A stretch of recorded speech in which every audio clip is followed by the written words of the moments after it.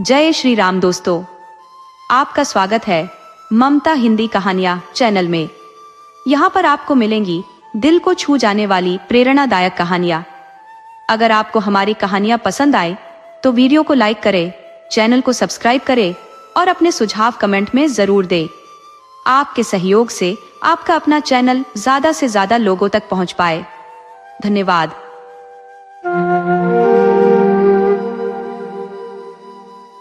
एक बार की बात है कि एक राजा और उसका वजीर दोनों बहुत मुश्किल में थे, क्योंकि दोनों के कोई बेटा नहीं था। दोनों की यह एक सी मुश्किल उन दोनों को एक दूसरे के और करीब ले आई थी। वे एक दूसरे के साथ ही में खुश रहते। दोनों अलग अलग तो बस कभी कभार ही दिखाई पड़ते।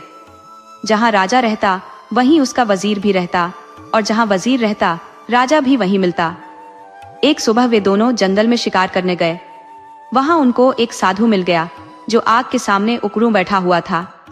लगता था कि वह पूजा कर रहा था, क्योंकि उसने आने वालों की तरफ देखा ही नहीं। राजा बोला, चलो चलकर इससे बात करते हैं, हो सकता है कि यह भला आदमी हमारा कुछ काम कर दे। सो दोनों ने उसके सामने लेटकर उसको प्रणाम किया और अपना दुखड़ा रोया। सिर नीचे झुकाए झुकाए ही साधु बोला, तुम दुखी मत हो, तुम लोग दुखी बिल्कुल मत हो। लो, ये 2 आम ले जाओ। एक आम तुम अपनी पत्नी को खिला देना और यह दूसरा आम दूसरे की पत्नी को खिला देना। तुम दोनों की पत्नियों के बच्चे हो जाएंगे। साधु को बहुत बहुत धन्यवाद देकर राजा और उसका मंत्री दोनों अपने अपने घर लौट गए और आम अपनी अपनी पत्नियों को खिला दिए। ठीक समय पर दोनों ने एक एक लड़के को जन्म दिया। जब ये दोनों लड़के पैदा हुए तो राजा के घर में और वजीर के घर में ही नहीं, बल्कि सारे राज्य में खुशियां मनाई गई। ब्राह्मणों को बिना नाप तौल के बहुत सारी भेंटें दी गई। गरीब लोगों को खाना खिलाया गया। सारे कैदी छोड़ दिए गए। देश में ऐसा समय पहले कभी किसी ने नहीं देखा था। जैसा कि सोचा जा सकता है, दोनों घरों में दोनों बच्चों की खास देखभाल की गई। जब वे बहुत छोटे थे तो उनकी देखभाल के लिए कई दाइयां रखी गई, और जब वे कुछ बड़े हो गए तब उनको कई टीचर पढ़ाने के लिए रखे गए। उनको सब तरह की शिक्षा दिलवाने के लिए किसी पैसे या कोशिशों में किसी तरह की कोई कमी नहीं बरती गई। इससे वे दोनों शिक्षा और कला दोनों में बहुत अच्छे निकले।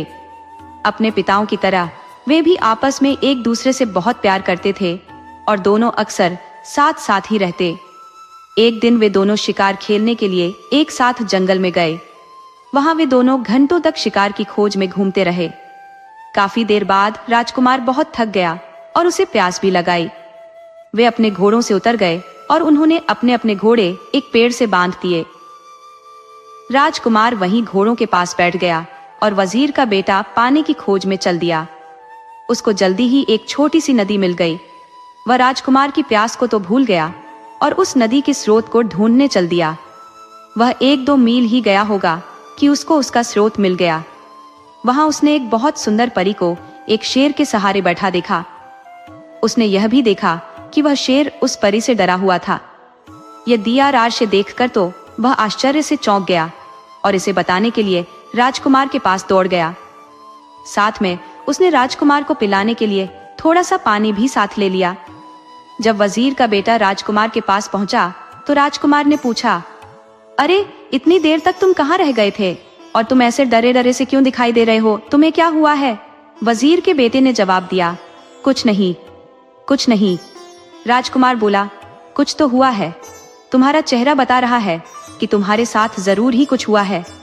तब वजीर के बेटे ने उसे बताया कि उसने एक बहुत सुंदर लड़की को देखा है।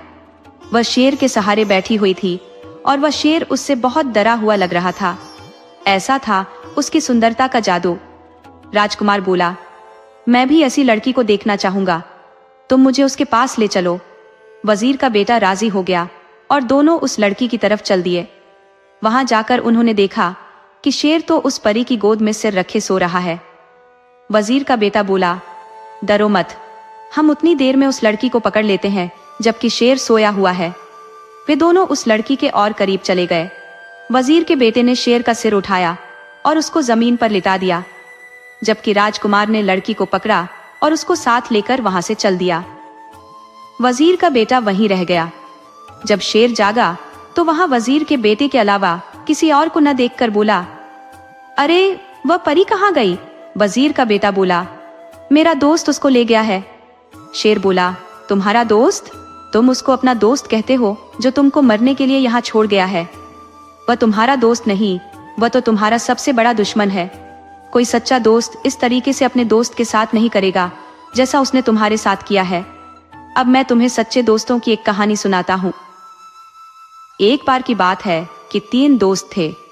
एक राजकुमार था, एक ब्राह्मण था और एक बढ़ई था। इन तीनों के पास अपनी अपनी खास चतुराई थी। राजकुमार मुश्किल से मुश्किल और पेचीदा से पेचीदा मामलों को बहुत जल्दी सुलझा देता था। ब्राह्मण मरे हुए आदमी को जिंदा कर सकता था और बढ़ई चंदन की लकड़ी का एक ऐसा घर बना सकता था जो उसके मालिक के कहने पर कहीं भी जा सकता था। एक दिन ब्राह्मण और उसके माता पिता में कुछ कहा सुनी हो गई तो उसके माता पिता ने उसे घर से निकाल दिया। इस परेशानी के समय में वह अपने दोनों दोस्तों के पास पहुंचा और जाकर उन्हें सब हाल बताया। उसने उनसे कहा कि वे उसके साथ किसी दूर देश चलें। राजकुमार और बढ़ई दोनों राजी हो गए और तीनों वह देश छोड़कर वहां से कहीं और चल दिए। वे लोग बहुत दूर नहीं गए थे कि राजकुमार किसी वजह से रुक गया, पर बढ़ई और ब्राह्मण आगे चलते रहे। कुछ देर बाद राजकुमार जल्दी जल्दी आगे चला ताकि वह अपने दोस्तों को पकड़ सके, पर बदनसीबी से वह दूसरे रास्ते पर चला गया और उनको न पा सका। वह इस आशा में चलता रहा कि वह अपने दोस्तों को ढूंढ लेगा, पर जब काफी दूर जाने पर भी वे उसको नहीं मिले तो उसको लगा कि वे इतनी तेज क्यों जा रहे थे कि वह उनको पकड़ ही नहीं पा रहा था। पर इस बीच ब्राह्मण और बढ़ई दोनों बहुत ही धीरे चल रहे थे और सोच रहे थे कि राजकुमार अब तक उनको पकड़ क्यों नहीं पाया। वे लोग तो बहुत धीरे धीरे जा रहे थे। आखिर यह सोचकर उन्होंने उसके आने की आशा छोड़ दी कि शायद उसको घर की याद आ रही होगी तो वह घर वापस चला गया होगा। चलते चलते राजकुमार एक बहुत बड़े मैदान में आ निकला, जिसके बीच में एक बहुत बड़ी और शानदार बिल्डिंग खड़ी थी। उसने सोचा, यहाँ कौन रहता है? यकीनन कोई ताकतवर आदमी ही रहता होगा। मैं जाकर मालूम करता हूँ। सोचते हुए वह उस बिल्डिंग के दरवाजे तक गया और दरवाजा खटखटाया तो एक बहुत ही सुंदर लड़की ने दरवाजा खोला और बड़ी मीठी आवाज में उसको अंदर आने के लिए कहा। जब वह अंदर आ गया तो वह रो पड़ी। राजकुमार ने उससे उसके रोने की वजह पूछी तो वह बोली, तुम्हारी सुंदरता और तुम्हारी जवानी देखकर मुझे तुम पर दया आती है। अनजाने में ही तुम अपनी मौत के मुंह में आ फंसे हो। तुमने यहाँ आने से पहले यहाँ के बारे में जानने की कोशिश क्यों नहीं की? क्या तुमको पता नहीं कि यहाँ एक राक्षस रहता है जिसने कई मीलों दूर तक के सारे आदमियों को खा लिया है? अफसोस, अब तुम्हें मैं क्या बताऊं, मुझे डर है कि वह तुम्हें भी खा जाएगा। राजकुमार बोला, नहीं नहीं, तुम इतनी नाउम्मीद ना हो, धीरज रखो। मुझे उसके बारे में कुछ बताओ तो शायद मेरी जान बच जाए। वह लड़की सिसकते हुए बोली, पर मुझे पता नहीं कि मैं तुम्हारी सुरक्षा के लिए क्या करूं। फिर वह उसको मकान के पीछे वाले कमरे की तरफ ले गई और उसमें रखे एक बड़े बक्से में उसको बंद कर दिया और उससे बोली, अब तुम यहाँ तब तक चुपचाप रहो जब तक मैं यहाँ दोबारा आती हूँ। भगवान तुम्हारी रक्षा करे। शाम को राक्षस लौटा तो उसकी तेज सूंघने की ताकत ने उसे बता दिया कि वहीं कहीं कोई आदमी मौजूद था। उसने लड़की से पूछा कि क्या तुम्हारे अलावा यहाँ कोई और भी आदमी है? कौन है वह, कहाँ है वह, जल्दी बताओ, मुझे बहुत जोर की भूख लगी है। लड़की बोली, लगता है आज तुम्हारी तबीयत ठीक नहीं है। यहाँ कोई आदमी नहीं आया। तुम क्या समझते हो कि यहाँ आने की कोई हिम्मत करेगा जो सारी दुनिया के लिए भयानक है? ये सुनकर राक्षस चुप हो गया। स्त्री ने देखा कि उसके शब्दों का असर उस पर हो गया है तो उसकी हिम्मत और बढ़ गई। उसको उससे मजाक सूझा तो उसने उससे उसकी जिंदगी के बारे में कुछ और जानना चाहा। वह बोली, तुम मुझे रोज इस घर में अकेला छोड़ जाते हो और जब तुम चले जाते हो तो मुझे यही पता नहीं होता कि तुम कब वापस लौटोगे। कभी कभी मुझे लगता है कि शायद तुम कभी वापस नहीं लौटोगे और तब मैं सोचती हूँ कि मैं किधर जाऊंगी, क्या करूंगी। तुम्हारी वजह से लोग मुझसे नफरत करते हैं तो मुझे लगता है कि किसी दिन वे मुझे मार देंगे। तुम ही मुझे बताओ कि क्या मुझे डरने की कोई जरूरत नहीं है? राक्षस बोला, प्रिय रो मत, तुम्हें डरने की कोई जरूरत नहीं है क्योंकि मैं कभी नहीं मरूंगा। फिर उस बिल्डिंग के एक बहुत बड़े खंभे की तरफ इशारा करते हुए वह बोला, जब तक यह खंभा न टूट जाए मैं नहीं मर सकता। पर यहाँ कौन है जो यह बात जाने। अगली सुबह जैसे ही राक्षस बाहर गया, वह लड़की गई और उसने राजकुमार को आजाद कर दिया और उसको रात वाली सारी बातें बता दी। राजकुमार यह सब सुनकर बहुत खुश हुआ। वह बोला, बस यही समय है, मैं इस खंभे को तोड़ देता हूँ और उस राक्षस को मार देता हूँ। ऐसा कहकर उसने खंभे को मार मार कर तोड़ दिया, जब तक उसके सैकड़ों टुकड़े न हो गए। ऐसा लग रहा था कि राजकुमार की हर चोट सीधी राक्षस पर पड़ रही थी, क्योंकि जैसे ही वह खंभे को मारता था, राक्षस बहुत जोर से चिल्लाता था। जब खंभा टूटकर गिर गया तो राक्षस भी मर गया। अब राजकुमार उस सुंदर लड़की के साथ उस घर में रहने लगा। आसपास के लोग उसका राक्षस को मारने के लिए धन्यवाद करने के लिए आए। उसके बाद उस देश में शांति और खुशहाली छा गई। आसपास की जमीन में फिर से खेती होने लगी, गांव बसने लगे। वातावरण में लोगों की हंसी और संगीत गूंजने लगा। पर सच्ची खुशी हमेशा के लिए तो नहीं रहती। एक दिन वह लड़की अपने घर की एक खिड़की के सामने अपने बाल संवार रही थी। बाल संवार कर कंघी उसने खिड़की की दीवार पर रख दी कि एक कौवा वहां आया और उस कंघी को लेकर उड़ गया। वह उसको बहुत दूर समुद्र के पास लेकर उड़ गया और वहां जाकर उसको पानी में गिरा दिया। वहां उसको एक बड़ी सी मछली ने निगल लिया और इस मछली को इत्तेफाक से एक मछियारे ने पकड़ लिया। उसने देखा कि मछली बहुत बढ़िया थी, सो उसे वह राजा के महल में राजा के खाने के लिए दे आया। जब रसोइया मछली साफ कर रहा था तो उसको उसके पेट में एक कंघी मिली। उसको यह बड़ा अजीब सा लगा, सो वह उसको राजा के पास ले गया। राजा ने जब वह कंघी देखी तो उसने उसके मालिक से मिलने की इच्छा प्रकट की। उसने चारों तरफ अपने आदमी भेजे कि वह उस कंघी वाली का पता लगाकर लाए और उसको बहुत बड़ा इनाम देने का वायदा किया, जो उसे उसके पास लाएगा। कुछ समय बाद एक स्त्री मिली जिसने कहा कि वह उस कंघी को पहचानती है और उसने यह वायदा भी किया कि वह उस कंघी की मालकिन से राजा को मिलवा देगी। वह राजकुमार की पत्नी से मिली और बहुत जल्दी ही उनके परिवार में घुल मिल गई। इतना ही नहीं, बल्कि उसको घर में रहने के लिए भी बुला लिया गया, जो उसने तुरंत ही स्वीकार कर लिया। उसने देखा कि जब तक राजकुमार जिंदा है तब तक वह अपने उद्देश्य में सफल नहीं हो सकती, तो उसने राजकुमार को जहर दे दिया और हकीम को रिश्वत देकर उसकी पत्नी से यह कहलवा दिया कि वह अपनी मौत ही मरा है। उफ राजकुमार की पत्नी तो राजकुमार की मौत पर बहुत दुखी हुई और बहुत रोई। उसके इतना दुखी होने पर तो लोगों को लगा कि वह तो मर ही जाएगी, पर उसने उसकी लाश को नहीं छोड़ा। उसने उसको एक मजबूत बक्से में बंद करके अपने प्राइवेट कमरे में रख लिया। उसने अपने पति से उसके दो दोस्तों के बारे में अक्सर सुना था कि वे क्या कर सकते थे। उसको यह आशा थी कि एक दिन वह उनसे जरूर मिलेगी और अपने पति को जिंदा करवा लेगी। जैसे ही उस स्त्री को मौका लगा, उसने उस लड़की को उसका घर छोड़ने के लिए और अपने साथ रहने के लिए कहा कि वहां तो वह काफी परेशान थी, कुछ दिन वह वहां से कहीं दूर रह लेगी तो उसको थोड़ी शांति मिल जाएगी। लड़की राजी हो गई और उसके साथ चली गई। अपने घर आते ही उस स्त्री ने राजा को खबर की कि वह अपने उद्देश्य में सफल हो गई है। राजा वहां आया और उस लड़की को जबरदस्ती अपने महल ले गया और उससे प्रार्थना की कि वह उसके साथ उसकी रानी बनकर रहे। लड़की बोली कि वह उससे शादी तो कर लेगी, पर उसको 6 महीने का समय दिया जाए, क्योंकि उसके पंडित ने उससे ऐसा करने के लिए कहा था। राजा यह सुनकर बहुत खुश हुआ और उस दिन का इंतजार करने लगा जब वह दिन आएगा जब वह उस लड़की से शादी कर पाएगा। उसके लिए उसने एक छोटा सा महल सड़क के किनारे बनवा दिया था। वह उसी में अकेली रहती थी। इस बीच वह लड़की भगवान से यह मनाती रही कि उसके पति के दोनों दोस्त कहीं से उसे मिल जाए तो वह इस राजा से शादी करने से बच जाए। वह हर जगह पूछताछ करती रही। वह हमेशा अपनी खिड़की पर ही बैठी रहती और इस आशा में बाहर की तरफ देखती रहती कि शायद वे दोनों वहां से कभी गुजरे। एक दिन उसने 2 आदमी अपने घर की तरफ आते देखे तो उसने उनसे पूछा, आप लोग कौन हैं और कहां से आए हैं? वे बोले, हम लोग यात्री हैं और काफी यात्रा करने के बाद यहाँ तक पहुंचे हैं। हमारे साथ हमारा एक दोस्त राजकुमार भी था, पर अब वह खो गया है, हम उसी को ढूंढते हैं। लड़की बोली, आप अंदर आइए और थोड़ा आराम कीजिए, फिर मुझे अपने खोए हुए दोस्त के बारे में कुछ बताइए। शायद मैं आपके खोए हुए दोस्त को ढूंढने में आपकी कुछ सहायता कर सकूं। सो वे दोनों महल में चले गए और उस लड़की के पास बैठकर उन्होंने उसको अपनी सारी कहानी बताई।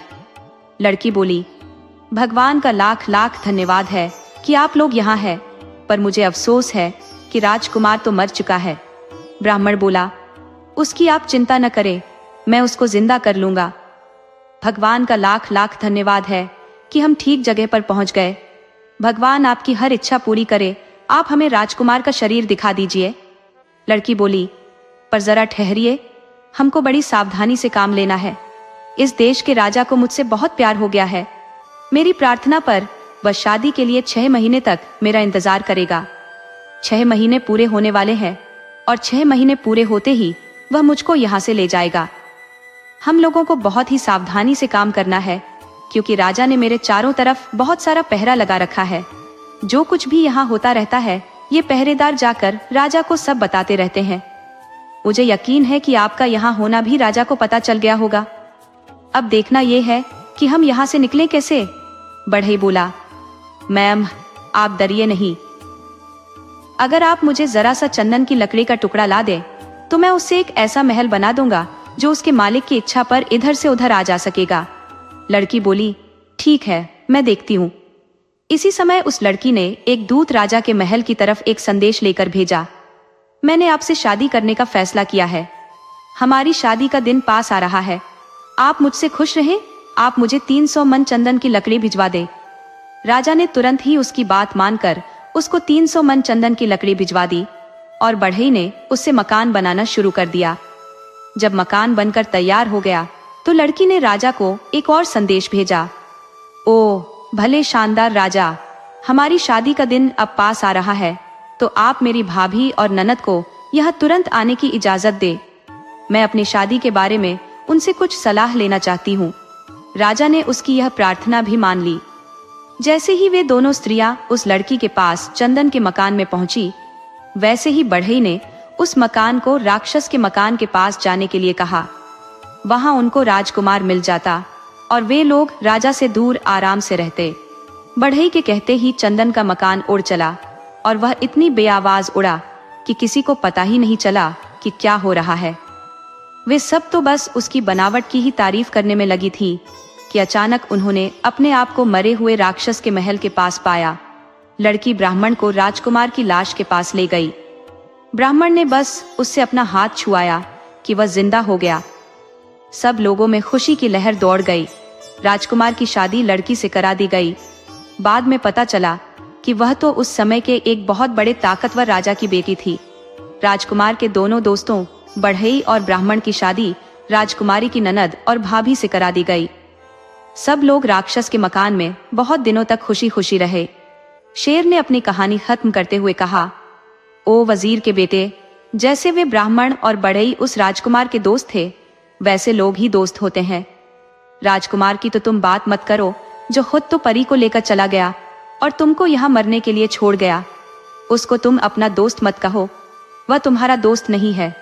खैर, तुम मरोगे नहीं, मैं तुम्हें कोई नुकसान नहीं पहुंचाऊंगा। तुम अपने घर जाओ और शांति से रहो। और वजीर का बेटा वहां से चला गया। दोस्तों, आपको कहानी कैसी लगी अपने सुझाव कमेंट करना न भूले। तो चलिए आज की अगली कहानी शुरू करते हैं।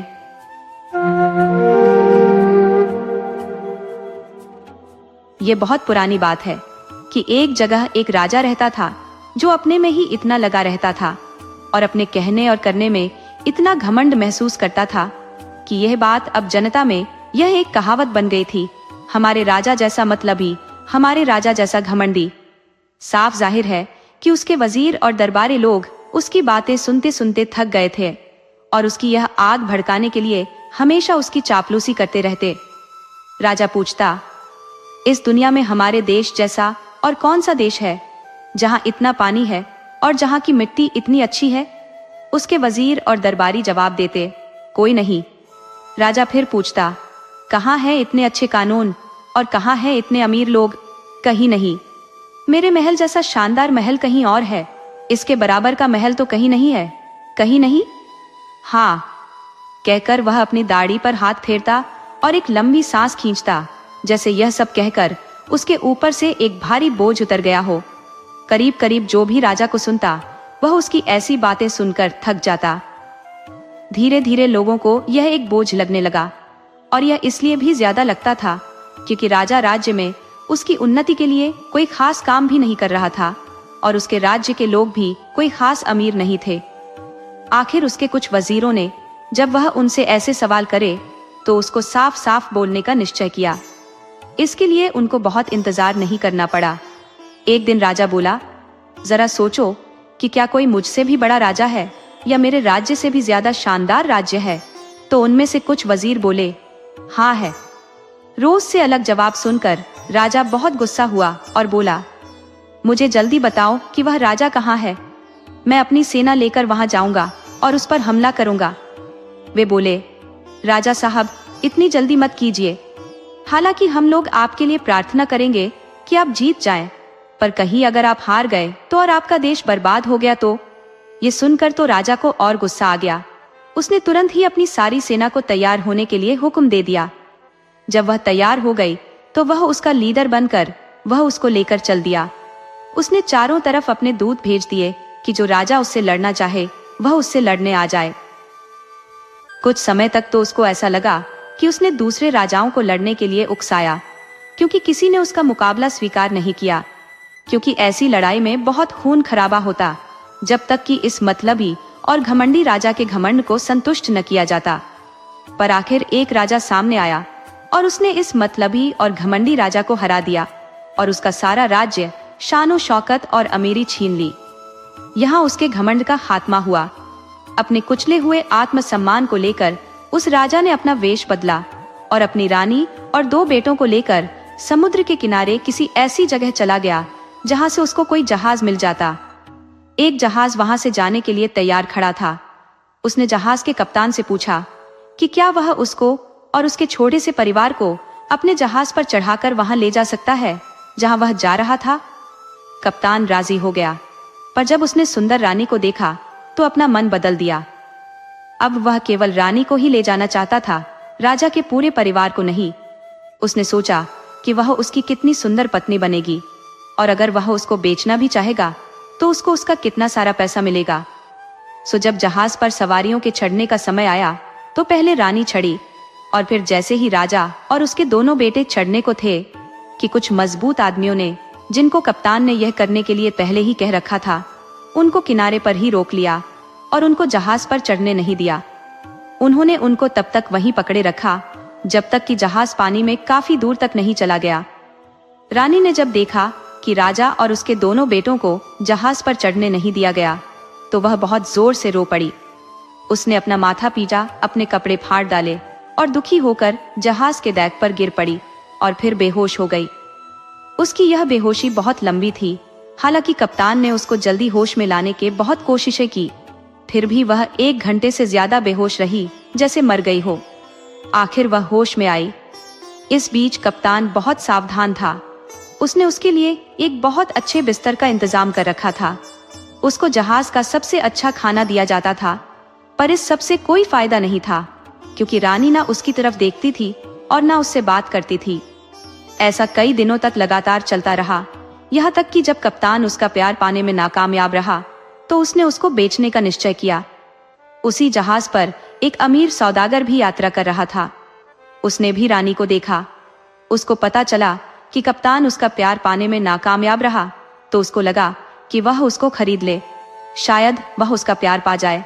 सो उसने कप्तान को एक बहुत बड़ी रकम देकर रानी को खरीद लिया, और इस तरह रानी अब उस सौदागर के पास आ गई। बहुत ही कोमलता से उसने रानी को खुश करने की और उससे प्यार जताने की कोशिश की। जब उसने उससे कहा कि उसने उसको बहुत सारा पैसा देकर उसे खरीदा है, इसलिए उसको उससे शादी कर लेनी चाहिए, तो आखिर वह उसका प्यार पाने में सफल हो गया। रानी ने कहा, हालांकि तुम्हारे और कप्तान के बीच में जो सौदा हुआ है वह बिल्कुल गैर कानूनी है, क्योंकि कप्तान को मुझे तुम्हें बेचने का कोई अधिकार ही नहीं है, क्योंकि मैं उसकी हूं ही नहीं। फिर भी क्योंकि मैं तुम्हें पसंद करती हूँ, इसलिए मैं तुमसे शादी कर लूंगी। अगर तुम 2 साल इंतजार करो और इस बीच मैं अपने पति और बेटों से नहीं मिली तो। सौदागर राजी हो गया और इस समय के खत्म होने का इंतजार करने लगा। उधर जैसे ही जहाज आंखों से ओझल हुआ तो उन आदमियों ने राजा और उसके दोनों बेटों को छोड़ दिया। अगर राजा की इच्छा होती तो भी अब उनसे बदला लेना तो बेकार था। सो अपने दोनों बेटों को छोड़कर वह समुद्र से दूर जमीन की तरफ तेजी से चल पड़ा। उसके दोनों बेटे रोते बिलखते उसके पीछे पीछे दौड़े। वे चलते रहे जब तक कि वह एक नदी के किनारे नहीं पहुंच गए।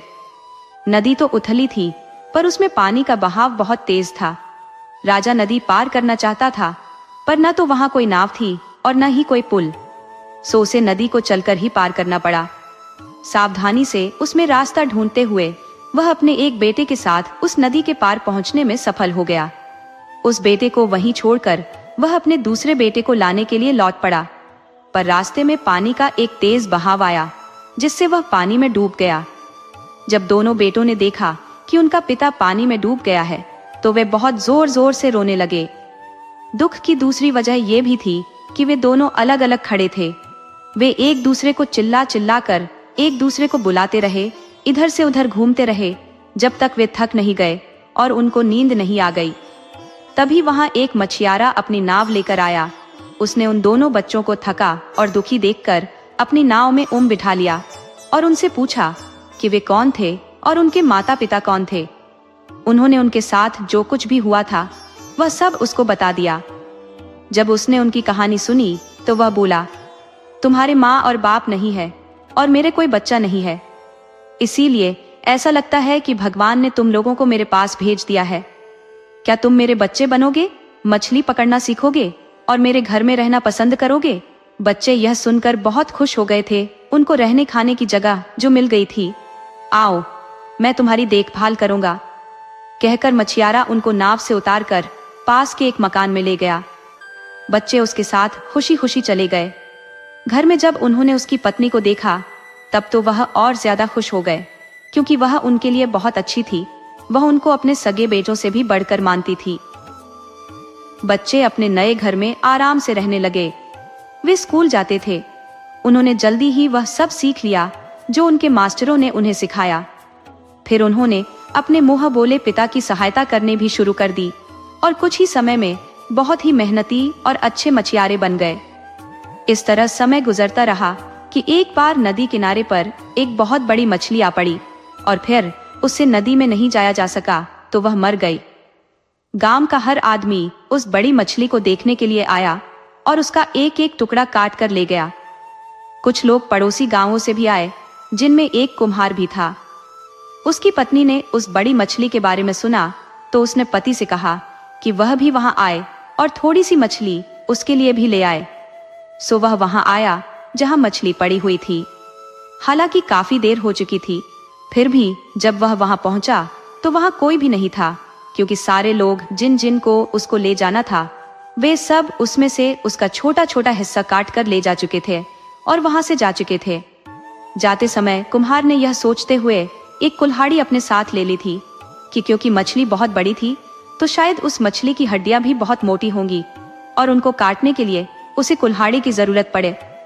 जैसे ही उसने मछली में पहली कुल्हाड़ी मारी तो उसे उसमें से चिल्लाने की आवाज आई, जैसे कोई दर्द से चिल्ला रहा हो। वह आवाज सुनकर कुम्हार भौंचक्का रह गया। उसने सोचा कि शायद मछली में कोई भूत है, मैं दोबारा कुल्हाड़ी मारकर देखता हूँ। सो उसने उस मछली में दोबारा कुल्हाड़ी मारी तो मछली में से आवाज आई, मैं बहुत दुखी हूँ, मैं बहुत दुखी हूँ। ये आवाज सुनकर कुम्हार ने सोचा, यह तो भूत नहीं हो सकता, ये तो किसी आदमी की आवाज है। मैं इसको सावधानी से काटता हूँ, हो सकता है कि मुझे इसके अंदर कोई आदमी मिल जाए। सो उसने उसको सावधानी से काटना शुरू किया तो उसे एक आदमी का पांव दिखाई दिया।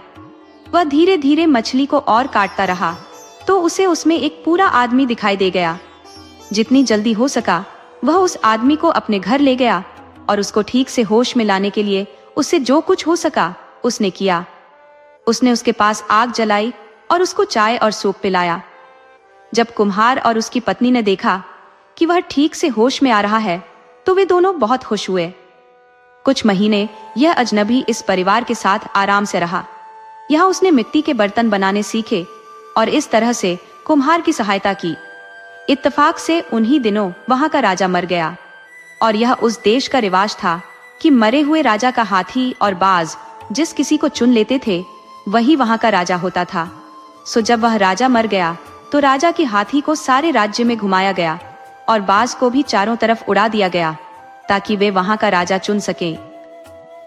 अब जिस किसी के भी सामने हाथी अपना सिर झुका देता और जिस किसी के हाथ पर बाज बैठ जाता वही वहां का राजा होता। सो हाथी और बाज घूमते घूमते उसी कुम्हार के घर जा पहुंचे जिसने मछली के पेट से निकले हुए आदमी को शरण दी थी। इत्तेफाक से वह अजनबी वही घर के दरवाजे पर खड़ा था। जैसे ही हाथी और बाज ने उस अजनबी को देखा तो हाथी ने उसे झुककर सलाम किया और बाज उसके हाथ पर जाकर बैठ गया। लोग जो हाथी के पीछे पीछे जा रहे थे यह देखकर चिल्लाए, यही हमारा राजा है, यही हमारा राजा है। सबने अजनबी के सामने लेटकर उसको सलाम किया और अपने सामने महल चलने की प्रार्थना की। राजा के मंत्रियों ने जब यह सुना तो वे बहुत खुश हुए और उन्होंने अपने नए राजा का खुशी से स्वागत किया। उसको राजा बनाने के रस्मों रिवाज पूरे किए गए और राजा अपने काम में लग गया। सबसे पहला काम राजा ने यह किया कि उसने कुम्हार और उसकी पत्नी को बुलाया और उन्हें कुछ पैसे और जमीन दी। इस तरीके से और दूसरे तरीकों से भी न्याय करके अच्छे नियम बनाकर होशियार और अक्लमंद लोगों को चुनकर राजा ने बहुत सारे लोगों का प्यार पा लिया। कुछ ही दिनों में वह खुशहाली छा गई, पर कुछ ही महीनों में वह बीमार पड़ गया। जनता की तरफ इतना सारा ध्यान देना उसके बस में नहीं था, सो उसके राज्य के डॉक्टरों ने उसको बाहर घूमने की सलाह दी। उनकी सलाह मानकर राजा कभी घुड़सवारी के लिए निकल जाता, तो कभी शिकार खेलने के लिए चला जाता, तो कभी मछली पकड़ने चला जाता। उसको मछली पकड़ना बहुत अच्छा लगता था। ये देखकर एक दिन एक मछियारा उसके पास एक बहुत बड़ी मछली लेकर आया और बोला, सरकार मुझसे खुश हो, आज मैंने यह मछली पकड़ी है, ये मैं आपके लिए लेकर आया हूँ। राजा उस बड़ी सी मछली को देखकर बहुत खुश हुआ और उससे पूछा कि वह मछली उसने कब और कैसे पकड़ी। मछियारे ने राजा को सब बातें बता दी और मछलियों के बारे में उसको इतनी जानकारी बताई कि राजा ने उससे कहा कि जब वह मछली पकड़ने जाए तो वह भी उसके साथ मछली पकड़ने चला करे, ताकि राजा भी मछली पकड़ने की कला सीख सके और वह भी वैसी ही बड़ी मछली पकड़ सके जैसी कि उसने अभी राजा को भेंट की थी। मछियारा बोला, सरकार आप बहुत अच्छे और दयालु हैं, जो भी आप हुक्म करेंगे उसे हर आदमी को ठीक और न्यायपूर्ण मानना चाहिए, पर आप मुझ नौकर की भी एक बात सुन ले तो बड़ी मेहरबानी होगी। मेरे घर में 2 लड़के हैं जो मुझसे भी ज्यादा होशियार और ताकतवर हैं। अगर सरकार इजाजत दे तो मैं वायदा करता हूँ कि वे हमेशा आपकी सेवा में लगे रहेंगे। राजा इस बात पर राजी हो गया। अब जब भी वह मछली पकड़ने जाता तो मछियारे के दोनों बेटों को अपने साथ ले जाता। धीरे धीरे राजा की उन दोनों बेटों से जान पहचान बढ़ती गई। राजा उनको बहुत चाहने लगा क्योंकि वे बहुत तेज थे, होशियार थे, सुंदर थे और स्वभाव के बहुत अच्छे थे। बाद में उसने कुछ ऐसा इंतजाम कर लिया कि वह कहीं भी जाता तो उनको अपने साथ ही रखता। करीब करीब इसी समय जिस सौदागर ने उस राजा की पत्नी को खरीदा था, जो नदी में डूब गया था, व्यापार करने के लिए इस राजा के देश में आया।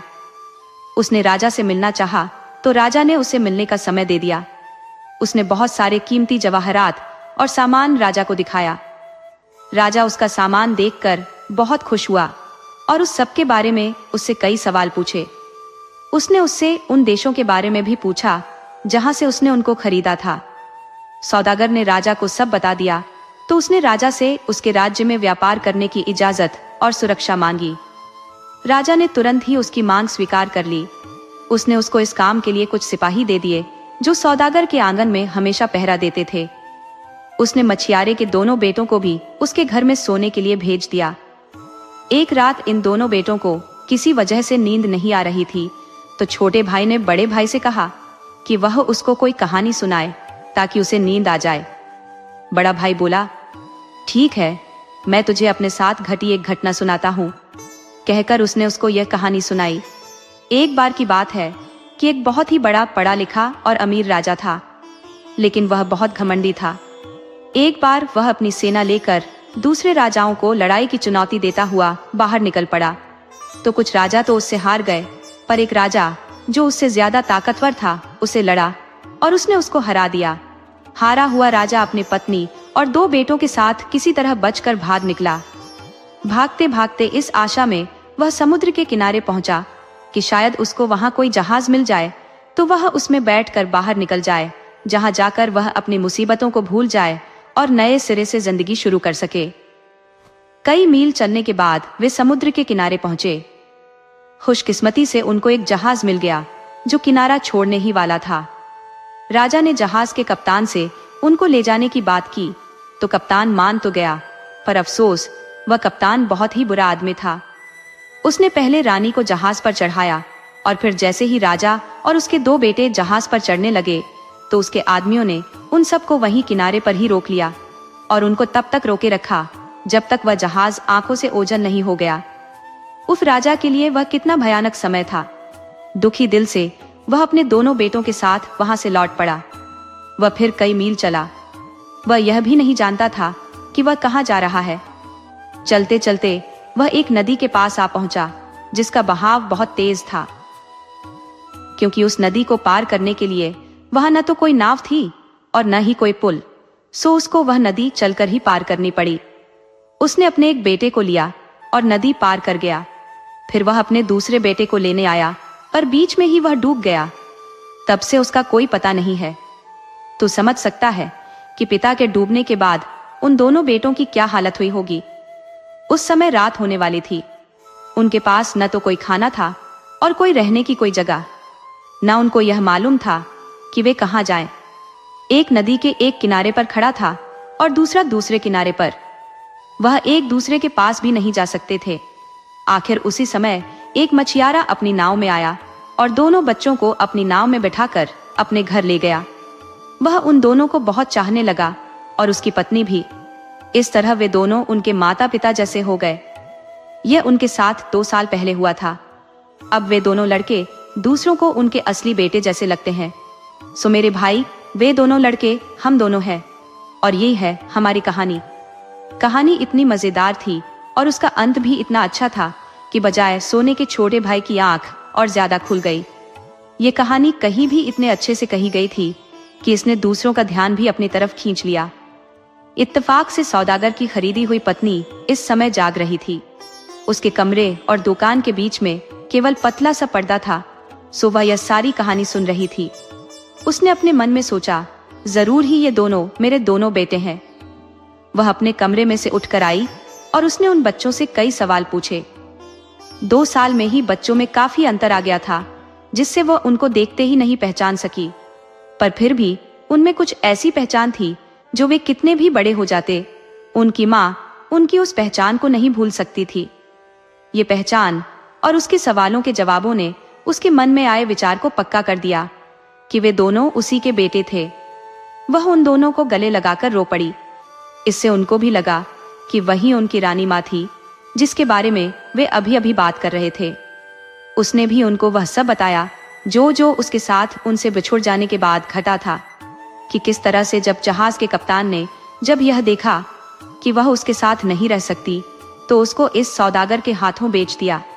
किस तरह यह सौदागर उसके साथ दया का बर्ताव करता रहा और सचमुच में उसको प्यार करता था। वह अमीर और होशियार होने के साथ साथ एक बहुत ही अच्छा आदमी भी है। और कैसे उसने यह सोचते हुए कि शायद वह अब राजा से नहीं मिल पाएगी, इस सौदागर से 2 साल बाद शादी के लिए हाँ कर दी थी। उन 2 सालों के पूरा होने में अब केवल 3 दिन बचे हैं। उसने बच्चों को ये भी बताया कि वह इस सौदागर को इतना ज्यादा नहीं चाहती थी कि वह उससे शादी कर ले। ये तो उसने इतने दिनों तक उससे बचने के लिए कह दिया था। अब तुम लोगों के मिल जाने के बाद मेरा ये प्लान है कि मैं सौदागर को यह विश्वास दिलाऊं कि तुम लोगों ने मुझे मारा है। मैं बहुत गुस्सा होने का नाटक करूंगी और तब तक चैन से नहीं बैठूंगी जब तक वह तुमको राजा से कोई सजा न दिलवा ले। इससे राजा तुम लोगों को बुलवा भेजेगा और तुमसे इस मामले की छानबीन करेगा। इसके जवाब में तुमको ये कहना है कि यह तुमसे गलती हो गई, वरना तुम तो मुझे अपनी माँ की तरह मानते हो और उसी की तरह मेरी इज्जत करते हो।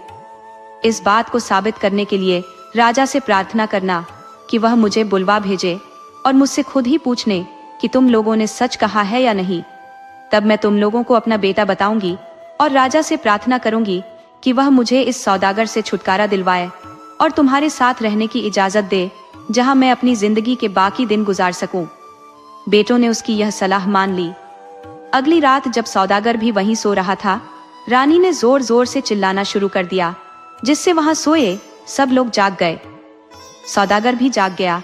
उसने पूछा कि क्या मामला था, वह क्यों चिल्ला रही थी। रानी बोली, वे 2 लड़के जो तुम्हारी दुकान की रखवाली करते हैं, उन्होंने मुझे मारने की कोशिश की तो मैं चिल्ला पड़ी ताकि वे रुक जाएं। ये सुनकर सौदागर को बहुत गुस्सा आया। तुरंत ही उसने दोनों लड़कों को बांधा और जैसे ही उसको राजा से मिलने का पहला मौका मिला, वह उनको राजा के सामने ले गया और उनको उसके सामने लाने की वजह बताई। राजा ने बच्चों से पूछा, तुम्हें अपने बचाव में कुछ कहना है? क्योंकि अगर यह सच है कि तुमने सौदागर की पत्नी को मारा है, तो हम तुम्हें सजा का हुक्म सुनाएंगे। क्या हमारी तुम्हारे संग भलाई करने का यही नतीजा है? जल्दी बोलो, तुम लोगों को अपनी सफाई में क्या कहना है? लड़कों ने कहा, हे हमारी भलाई चाहने वाले राजा, हम आपके शब्दों और आपकी शक्ल से बिल्कुल नहीं डर रहे हैं, क्योंकि हम आपके वफादार नौकर हैं। हमने आपके विश्वास को बिल्कुल धोखा नहीं दिया है, बल्कि हमेशा से ही आपके हुक्म को माना है। सौदागर ने हमारे ऊपर जो इल्जाम लगाया है वह बिल्कुल झूठा है। हमने उसकी पत्नी को मारने की बिल्कुल कोशिश नहीं की, बल्कि हमने तो उनको अपनी माँ के समान ही समझा है। अगर आप चाहें तो उनको यहाँ बुलाकर उनसे खुद ही पूछ लें। राजा राजी हो गया और उसने रानी को बुलाने का हुक्म दिया। उसके आने पर राजा ने उससे पूछा, क्या यह सच है कि तुम्हारे होने वाले पति ने इन दोनों लड़कों के खिलाफ गवाही दी है? रानी बोली, हे राजन, जिन लड़कों को आपने हमारी सहायता के लिए हमारे पास भेजा है, उन्होंने आपकी इच्छा पूरी करने की अपनी पूरी कोशिश की है। पर एक रात पहले की बात है कि मैंने उनकी बातें सुनी। बड़ा वाला भाई अपने छोटे भाई को एक कहानी सुना रहा था। जैसा कि उसने कहा, वह कहानी उसकी अपनी ही थी। वह एक घमंडी राजा की कहानी थी, जिसको उससे एक ज्यादा ताकतवर राजा ने हरा दिया था। अपना राज्य खोने पर उस राजा को अपनी पत्नी और 2 बेटों के साथ अपना राज्य छोड़कर भाग जाना पड़ा। वह भागकर समुद्र की तरफ पहुंचा ताकि वह वहां से कहीं दूर जा सके। खुशकिस्मती से उसको एक जहाज भी मिल गया जो किनारा छोड़कर जाने वाला ही था। उसने उससे मिलकर बात कर ली कि वह जहाज उन सबको वहां ले जाएगा जहां वह जा रहा था। पर उस जहाज का कप्तान एक बहुत ही बुरा आदमी निकला। उसने राजा की पत्नी को चुरा लिया और उसको दूर देश ले गया, जहां जाकर उसने उसको एक अमीर सौदागर को बेच दिया। उधर राजा और उसके दोनों बेटे फिर कहीं और चले गए। वहां वे एक नदी के किनारे आए जहां राजा डूब गया। उसके दोनों बेटे एक मछियारे को मिल गए, जिसने उनको अपने बच्चों की तरह पाला। राजा साहब, वे 2 बच्चे आपके सामने हैं और मैं इनकी माँ हूँ, जिसको चुरा लिया गया था और फिर एक सौदागर को उसकी पत्नी बनाकर बेच दिया गया था, जिसके साथ वह 2 दिन बाद उसकी पत्नी बनकर रहने वाली है, क्योंकि मैंने उससे वायदा किया था कि अगर फला समय तक मेरा पति और मेरे दोनों बेटे न मिले तो मैं उससे शादी कर लूंगी। पर अब मेरे बच्चों के मिल जाने के बाद मैं आपसे प्रार्थना करती हूँ कि मुझे इस सौदागर से छुटकारा दिलवाया जाए। मैं दोबारा शादी नहीं करना चाहती, क्योंकि मेरे दोनों बच्चे मेरे पास हैं। मैं राजा से मिलकर यह न्याय मांग सकूं, इसीलिए इन बच्चों के साथ मिलकर मैंने यह नाटक खेला। जैसे ही रानी ने अपनी कहानी खत्म की तो राजा की आंखों से आंसू बहने लगे और वह कांपने लगा। जब वह थोड़ा संभला तो वह अपने सिंहासन से उठा और रानी और दोनों बच्चों की तरफ बढ़ा। उसने तीनों को अपने गले लगाया और रोकर बोला, तुम मेरी पत्नी और मेरे बच्चे हो। भगवान ने तुम लोगों को मेरे पास वापस भेज दिया है। मैं राजा जैसा तुम लोगों को लगा डूबा नहीं था, बल्कि एक बड़ी मछली मुझे निगल गई थी। कुछ दिन तक मैं उसी मछली के पेट में जिंदा रहा। उसके बाद वह मछली किनारे पर आकर पड़ गई, तब मैं उसके पेट से आजाद हुआ। एक कुम्हार दया करके मुझे अपने घर ले गया। उसने मुझे अपना काम सिखाया। मैं वह काम करके अपना पेट अपने आप पालने लायक हुआ ही था कि यहाँ का राजा मर गया। उस राजा के हाथी और बाज ने मुझे अपना राजा चुन लिया और इसीलिए अब मैं यहाँ हूँ। उसके बाद राजा ने रानी और अपने दोनों बेटों को महल ले जाने का हुक्म दिया। उसने वहां जमा हुए लोगों को भी अपने इस व्यवहार की सफाई दी। सौदागर को विनम्रता पूर्वक उसके देश भेज दिया गया। जब दोनों राजकुमार राज्य संभालने लायक हो गए, तब राजा ने अपने बड़े बेटे को अपना राज्य सौंप दिया और खुद रानी के साथ शांति से अपना जीवन बिताया। जांड। दोस्तों, आपको कहानी कैसी लगी अपने सुझाव कमेंट करना न भूले। तो चलिए आज की अगली कहानी शुरू करते हैं।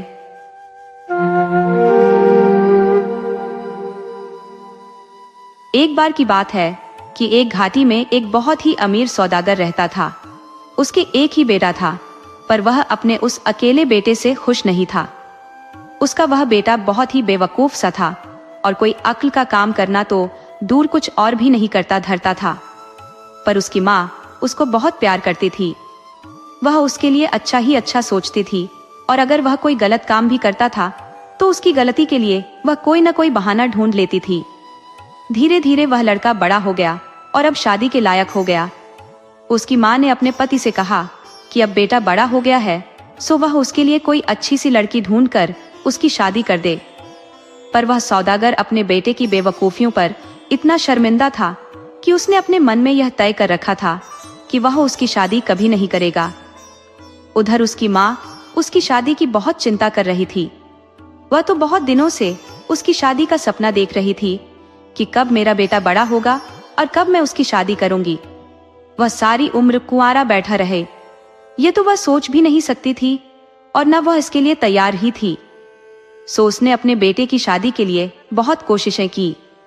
उसने अपने पति को उसकी अक्लमंदी के कई लक्षण बताए, कई अक्लमंदी के काम बताए ताकि उसका पति उसकी शादी कर दे।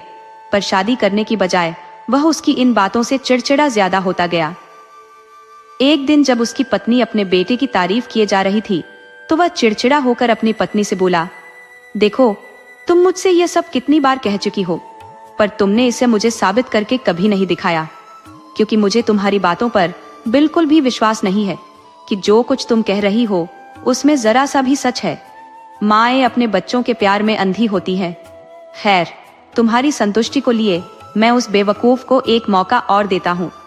तुम उसको बुलाओ और उसको ये 3 पैसे दो और उससे कहो कि वह बाजार जाए और इसमें से 1 पैसे की कोई एक चीज ऐसी खरीद कर लाए जो उसके अपने लिए हो।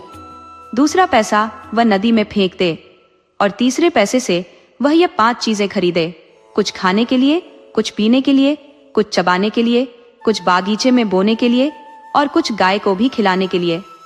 माँ को यह सुनकर बहुत खुशी हुई कि अब कम से कम उसके बेटे को अपने आप को साबित करने का मौका मिलेगा। सो तुरंत ही उसने अपने बेटे को बुलाया, उसे 3 पैसे देकर उसके पिता की सारी बात उसको समझा दी। बेटे ने भी उससे पैसे लिए और बाजार चल दिया। बाजार जाकर उसने 1 पैसे का कुछ अपने लिए खरीदा और खा लिया। उसके बाद वह एक नदी के पास आया और दूसरा पैसा नदी में फेंकने ही वाला था कि इसको अपनी बेवकूफी समझकर वह रुक गया। इसको नदी में फेंकने से क्या भला हो सकता है? अगर मैं 1 पैसा नदी में फेंक देता हूँ तो मेरे पास केवल 1 पैसा ही बच जाएगा और फिर इस 1 पैसे से मैं ऐसा क्या खरीद सकता हूँ जो खाने का भी हो और पीने का भी हो, चबाने वाला भी हो और बागीचे में बोने वाला भी हो और साथ में गाय के खाने वाला भी हो, जैसा कि उसकी माँ ने कहा था। और अगर मैं इसे नदी में नहीं फेंकता हूँ तो इसका मतलब है कि मैं माँ का कहना नहीं मानता। वह इसी सोच में पड़ा था कि किस्मत से उसी समय वहां से एक लोहार की बेटी जा रही थी। उसने देखा कि नदी के किनारे एक लड़का उदास खड़ा है। उसने उसको वहां इस तरह खड़े देखकर उसने उससे पूछा कि क्या बात है, वह इतना उदास क्यों खड़ा है। उसने उस लड़की को वह सब बताया जो उसकी माँ ने उससे कहा था। फिर उसने उसको बताया कि उसकी माँ ने तीसरा पैसा नदी में फेंकने के लिए कहा था, पर यह तो बेवकूफी है, लेकिन वह करे तो क्या करे। पैसा नदी में नहीं फेंकने पर तो माँ का कहना न मानना होगा, जो वह नहीं चाहता था। वह लड़की बहुत होशियार थी। वह बोली, मैं तुमको बताती हूँ कि तुम क्या खरीदो। तुम जाकर 1 पैसे का तरबूज खरीद लो और तीसरा पैसा अपनी जेब में रख लो। उसको तुम नदी में मत फेंको। तरबूज? हाँ, तरबूज। वह आगे बोली, देखो तरबूज तुम्हारी माँ की सब शर्तों को पूरा करेगा। वह खाने की चीज भी है और वह पीने की चीज भी है, वह चबाने की चीज भी है और वह जमीन में बोने के लिए भी कुछ देगा और वह गाय के खाने के लिए भी कुछ देगा। तुम जाकर यह खरीद कर ले जाकर अपनी माँ को दे देना। मुझे यकीन है कि वह तुम्हारी इस खरीद से बहुत खुश होंगी। सो उसने ऐसा ही किया। जब उसकी माँ ने अपने बेटे की अक्लमंदी देखी तो वह बहुत खुश हुई। उसको लगा कि उसका बेटा वाकई बहुत अक्लमंद है। वह तुरंत ही अपने पति के पास दौड़ी दौड़ी गई और उस तरबूज को दिखाकर बोली, देखो ये मेरे बेटे का काम है। तरबूज देखकर वह सौदागर भी आश्चर्य में पड़ गया। वह बोला, मुझे विश्वास नहीं होता कि यह काम उसने खुद किया है।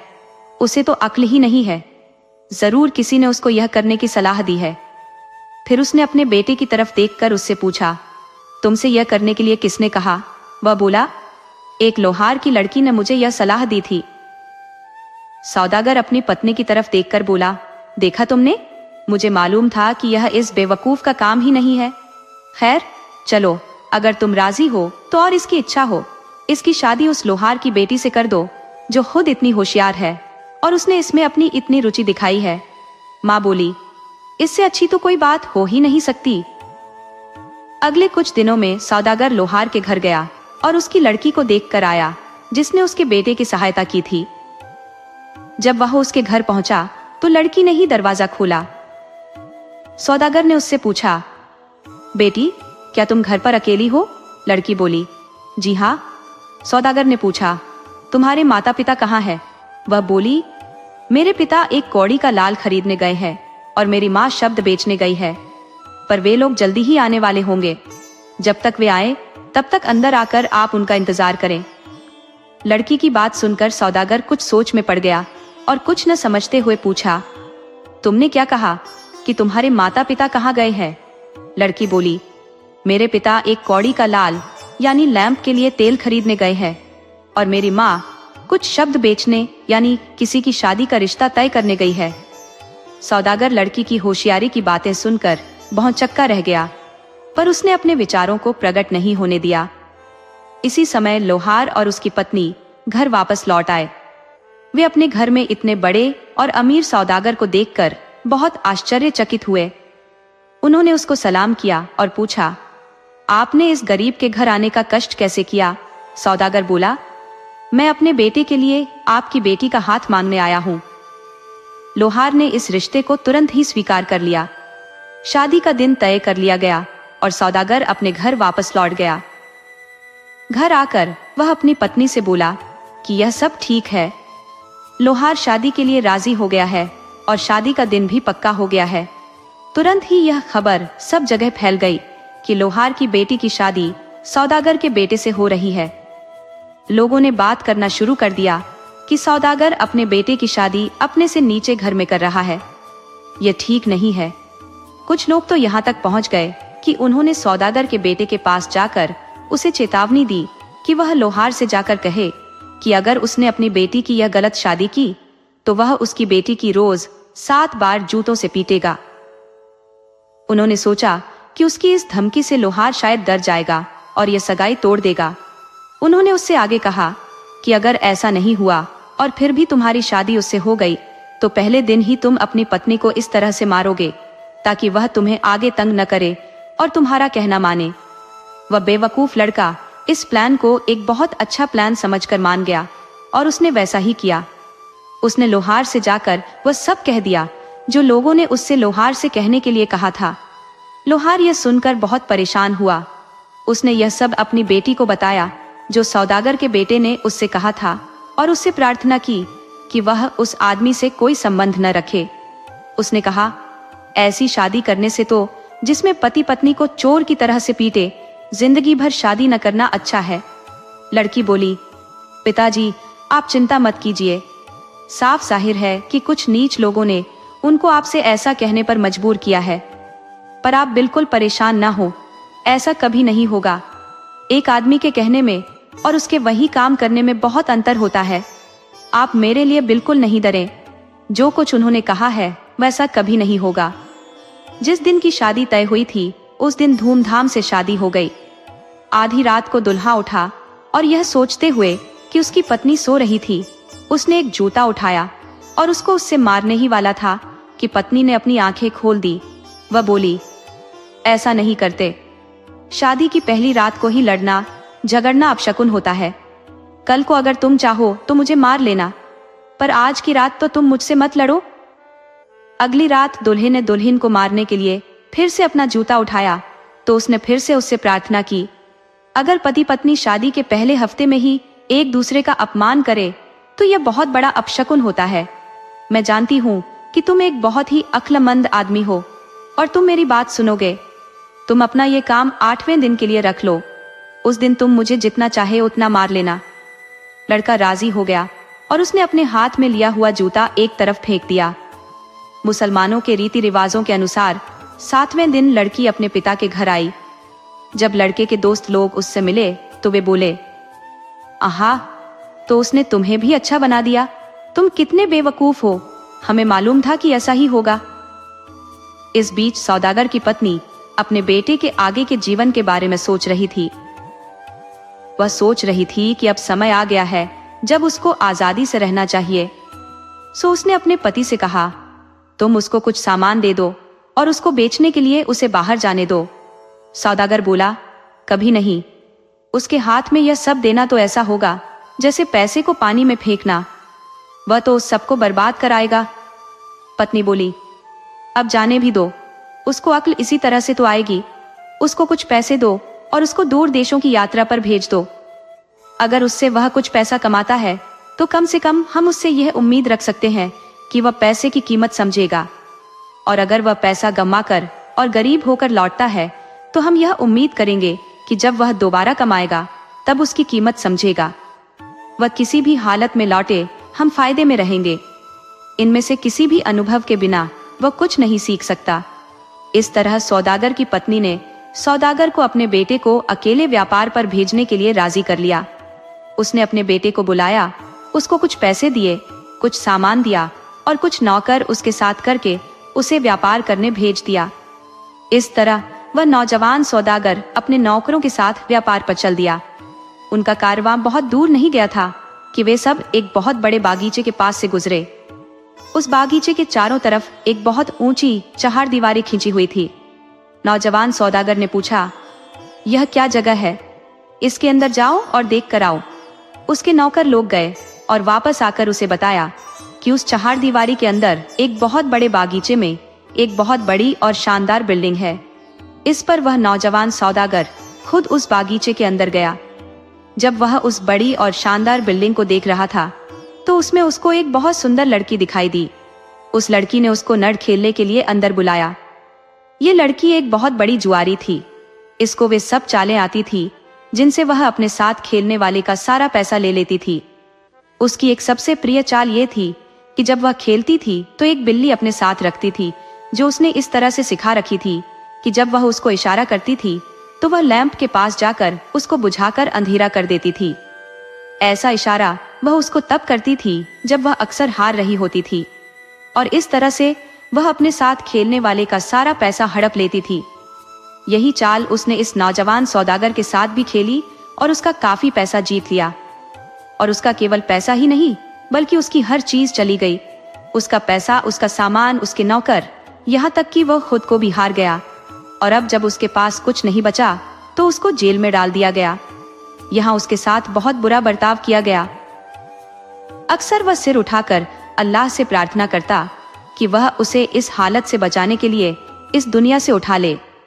एक दिन उसने जेल के दरवाजे के सामने से जाता हुआ एक आदमी देखा तो उसने उसको पुकारा और उससे पूछा कि वह वहां कब आया था।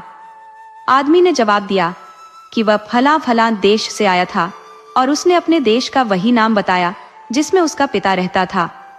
नौजवान सौदागर कैदी ने कहा, यह तो ठीक है, पर क्या तुम मेरे ऊपर एक उपकार करोगे? जैसा कि तुम देख रहे हो, मैं यहाँ इस जेल में कैद हूँ। मैं यहाँ से तब तक नहीं निकल सकता जब तक मेरे ऊपर पड़ा एक बड़ा कर्जा न निबट जाए। मैं यह चाहता हूँ कि तुम मेरी ये 2 चिट्ठियाँ लो। इनमें से एक चिट्ठी मेरे पिता को दे देना और एक मेरी पत्नी को दे देना। अगर तुम मेरा यह काम कर दोगे तो मैं तुम्हारा यह उपकार कभी नहीं भूलूंगा। वह आदमी राजी हो गया और दोनों चिट्ठियां उससे लेकर अपने रास्ते चला गया। अपने पिता की चिट्ठी में उसने वह सब लिखा था जो उसके ऊपर बीता था, और अपनी पत्नी वाली चिट्ठी में उसने लिखा था कि उसने बहुत सारा पैसा कमा लिया है और अब वह जल्दी ही घर वापस आकर उसे जूते से मारेगा, जैसा कि उसने उससे पहले ही कहा था। जैसे ही उस आदमी ने उस देश में अपना काम खत्म किया, वह अपने देश लौट गया और जाकर दोनों चिट्ठियां दे दी। उसको पढ़ना लिखना आता नहीं था, सो गलती से उसने पिता की चिट्ठी पत्नी को और पत्नी वाली चिट्ठी पिता को दे दी। अच्छी खबर पढ़कर पिता बहुत खुश हुआ। हालांकि उसको यह समझ में नहीं आया कि वह चिट्ठी उसकी बजाय उसकी बहू को क्यों लिखी गई थी और उसके बेटे ने अपनी पत्नी को ऐसी पीटने वाली बात क्यों लिखी थी। जब सौदागर के बेटे की पत्नी ने अपनी चिट्ठी पढ़ी तो वह बहुत दुखी हुई और उसको भी यह समझ में नहीं आया कि वह चिट्ठी उसके पति ने अपने पिता के नाम क्यों लिखी थी, उसके नाम क्यों नहीं लिखी। ये बात न समझ पाने से वह अपने ससुर के पास गई और जाकर अपनी चिट्ठी का हाल उनको बताया तो दोनों की गुत्थी और उलझ गई, क्योंकि दोनों चिट्ठियों में अलग अलग लिखा था। बहू बहुत होशियार और समझदार थी। उसने अपने ससुर से बात की और अपने पति की सहायता के लिए चल पड़ी और अगर हो सका तो उसको आजाद कराने के लिए भी। उसके ससुर ने उसको जाने की इजाजत दे दी और साथ में उसके रास्ते के लिए उसे कुछ पैसे भी दे दिए। लड़की ने आदमी का वेश रखा और चल दी। चलते चलते वह भी उसी जगह पहुंच गई जहां वह सुंदर लड़की रहती थी। उसने उस लड़की के पास यह खबर पहुंचाई कि वह एक बहुत ही अमीर सौदागर का बेटा है और एक अच्छा जुआरी है, इसलिए वह उसके साथ दो दो हाथ खेलना चाहता है। वह लड़की तुरंत राजी हो गई। शाम को उन दोनों को खेलना था। इस बीच बहू ने उस लड़की के नौकरों से पूछताछ की कि उनकी मालकिन खेल में जीतने के लिए कौन कौन सी चालें इस्तेमाल करती है। पहले तो नौकर उसको यह बताने से हिचकिचाए, पर जब बहू ने उनको अशर्फियों के ढेर और कुछ और सामान दिखाया तो वे मान गए और सब कुछ बताने पर तैयार हो गए। उन्होंने उसे बताया कि शायद उनकी मालकिन उसको हराने के लिए उस रात भी बिल्ली वाली चाल खेले। यह सुनकर बहू वहां से चली गई। शाम को वह फिर वहां आई और लड़की को अपना सलाम भेजा। वह अपने साथ एक चूहा लाई थी जो उसने अपने कोट की आस्तीन में छिपा रखा था। खेल शुरू हुआ। बहुत अच्छी खिलाड़ी होने की वजह से बहू जीतने लगी। ये देखकर उस नीच जुआरी लड़की ने अपने बिल्ली को इशारा किया। बिल्ली तुरंत ही लैंप की तरफ चली। उसी समय बहू ने अपनी आस्तीन में से चूहा छोड़ दिया। छोड़ते ही चूहा दूर भाग गया और उसके पीछे पीछे भाग गई बिल्ली।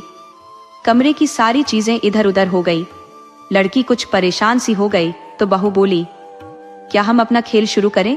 बस फिर क्या था, अब कोई बाधा नहीं थी।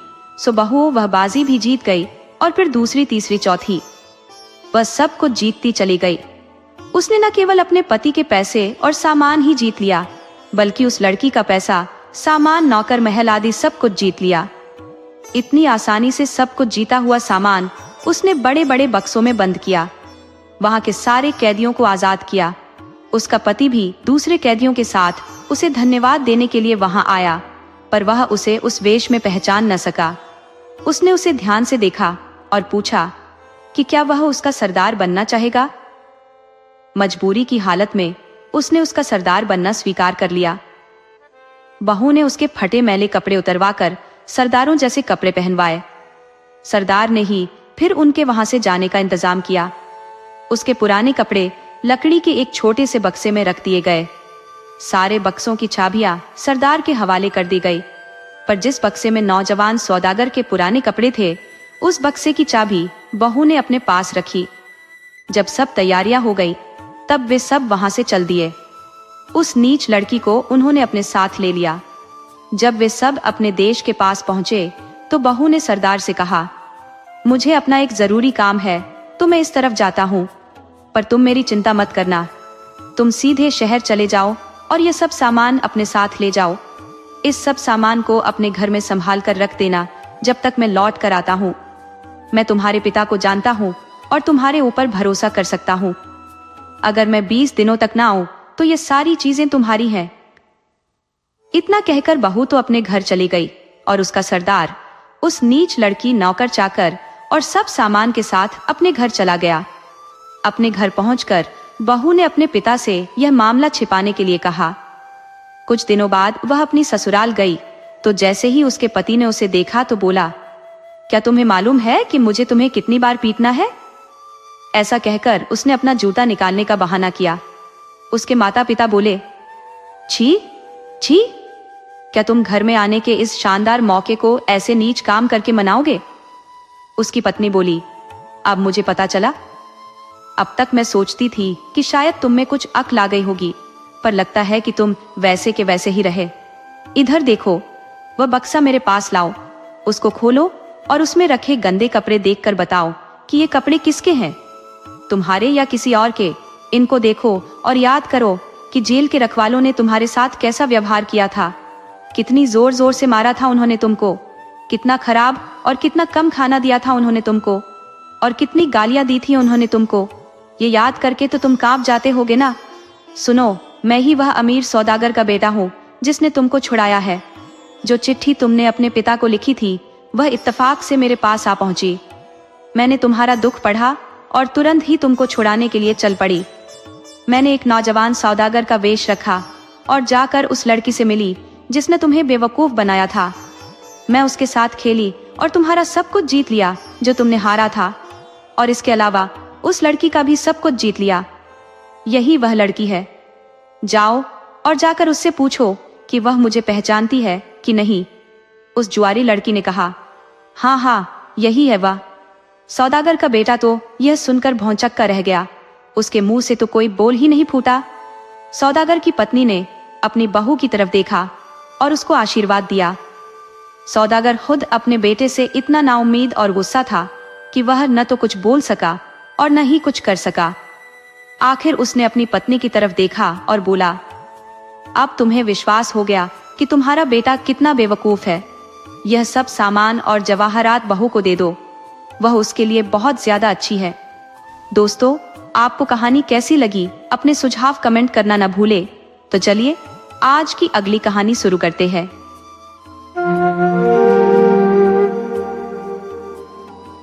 कहा जाता है कि महाभारत युद्ध समाप्त हो चुका था और देश में पांडवों का राज पुनः स्थापित हो चुका था। एक दिन महाराज युधिष्ठिर ने हस्तिनापुर के विद्वानों और वरिष्ठों को भोजन के लिए निमंत्रित किया। भोजन करवाने के बाद महाराज युधिष्ठिर उनसे संबोधित हुए, महाभारत युद्ध में हमने विजय पाई और समूचे देश पर हमारा शासन है, पर न जाने क्यों मेरा मन उदास है, जैसे मेरे हृदयोद्यान के सघन बौरों पर तुषारपात हो गया है। क्या आप में से कोई महानुभाव मेरी इस उदासी का कारण बता सकता है?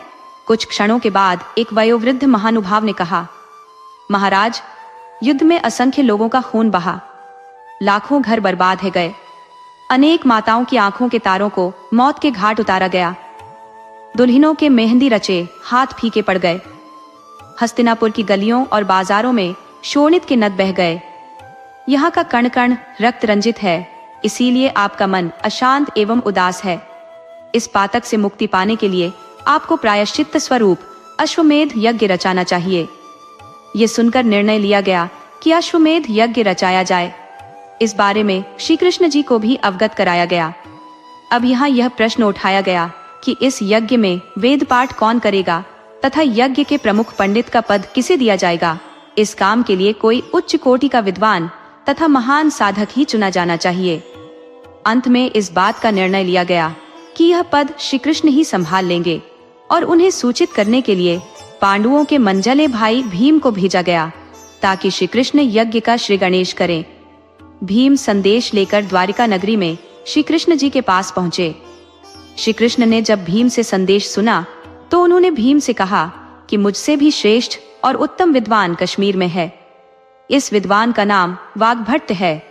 इन्हीं के कर कमलों से ही यज्ञ का श्री गणेश करवाया जाना चाहिए। जब श्री कृष्ण का संदेश लेकर भीम हस्तिनापुर लौटे तो श्री कृष्ण का संदेश सुनकर सभी पांडव एवं विद्वान हैरान हो गए और कहने लगे कि क्या हस्तिनापुर के विद्वानों से भी बढ़कर कोई श्रेष्ठ विद्वान देश में विद्यमान है। श्री कृष्ण का कहना था, अतः सभी अनुत्तर हो गए। अंत में भीम को कश्मीर की ओर भेजा गया। कई महीनों के पश्चात भीम कश्मीर पहुंच गए। यहाँ पहुंचकर कई लोगों से वाग्भट्ट के बारे में मालूम किया और पूछते पाछते वह गेहूम गांव पहुंच गए। उन्होंने यहाँ 4-5 व्यक्तियों को एक वृक्ष की छाया में बतियाते पाया। उनके पास जाकर भीम ने उनसे वाग्भट्ट और उनके आश्रम के बारे में मालूम किया। इन लोगों ने जब यह नाम सुना तो ठहाका मारकर हंस पड़े और कहा कि यहाँ वाग्भट्ट नाम का कोई व्यक्ति नहीं, पर यहाँ वागुर नाम का एक दरिद्र है।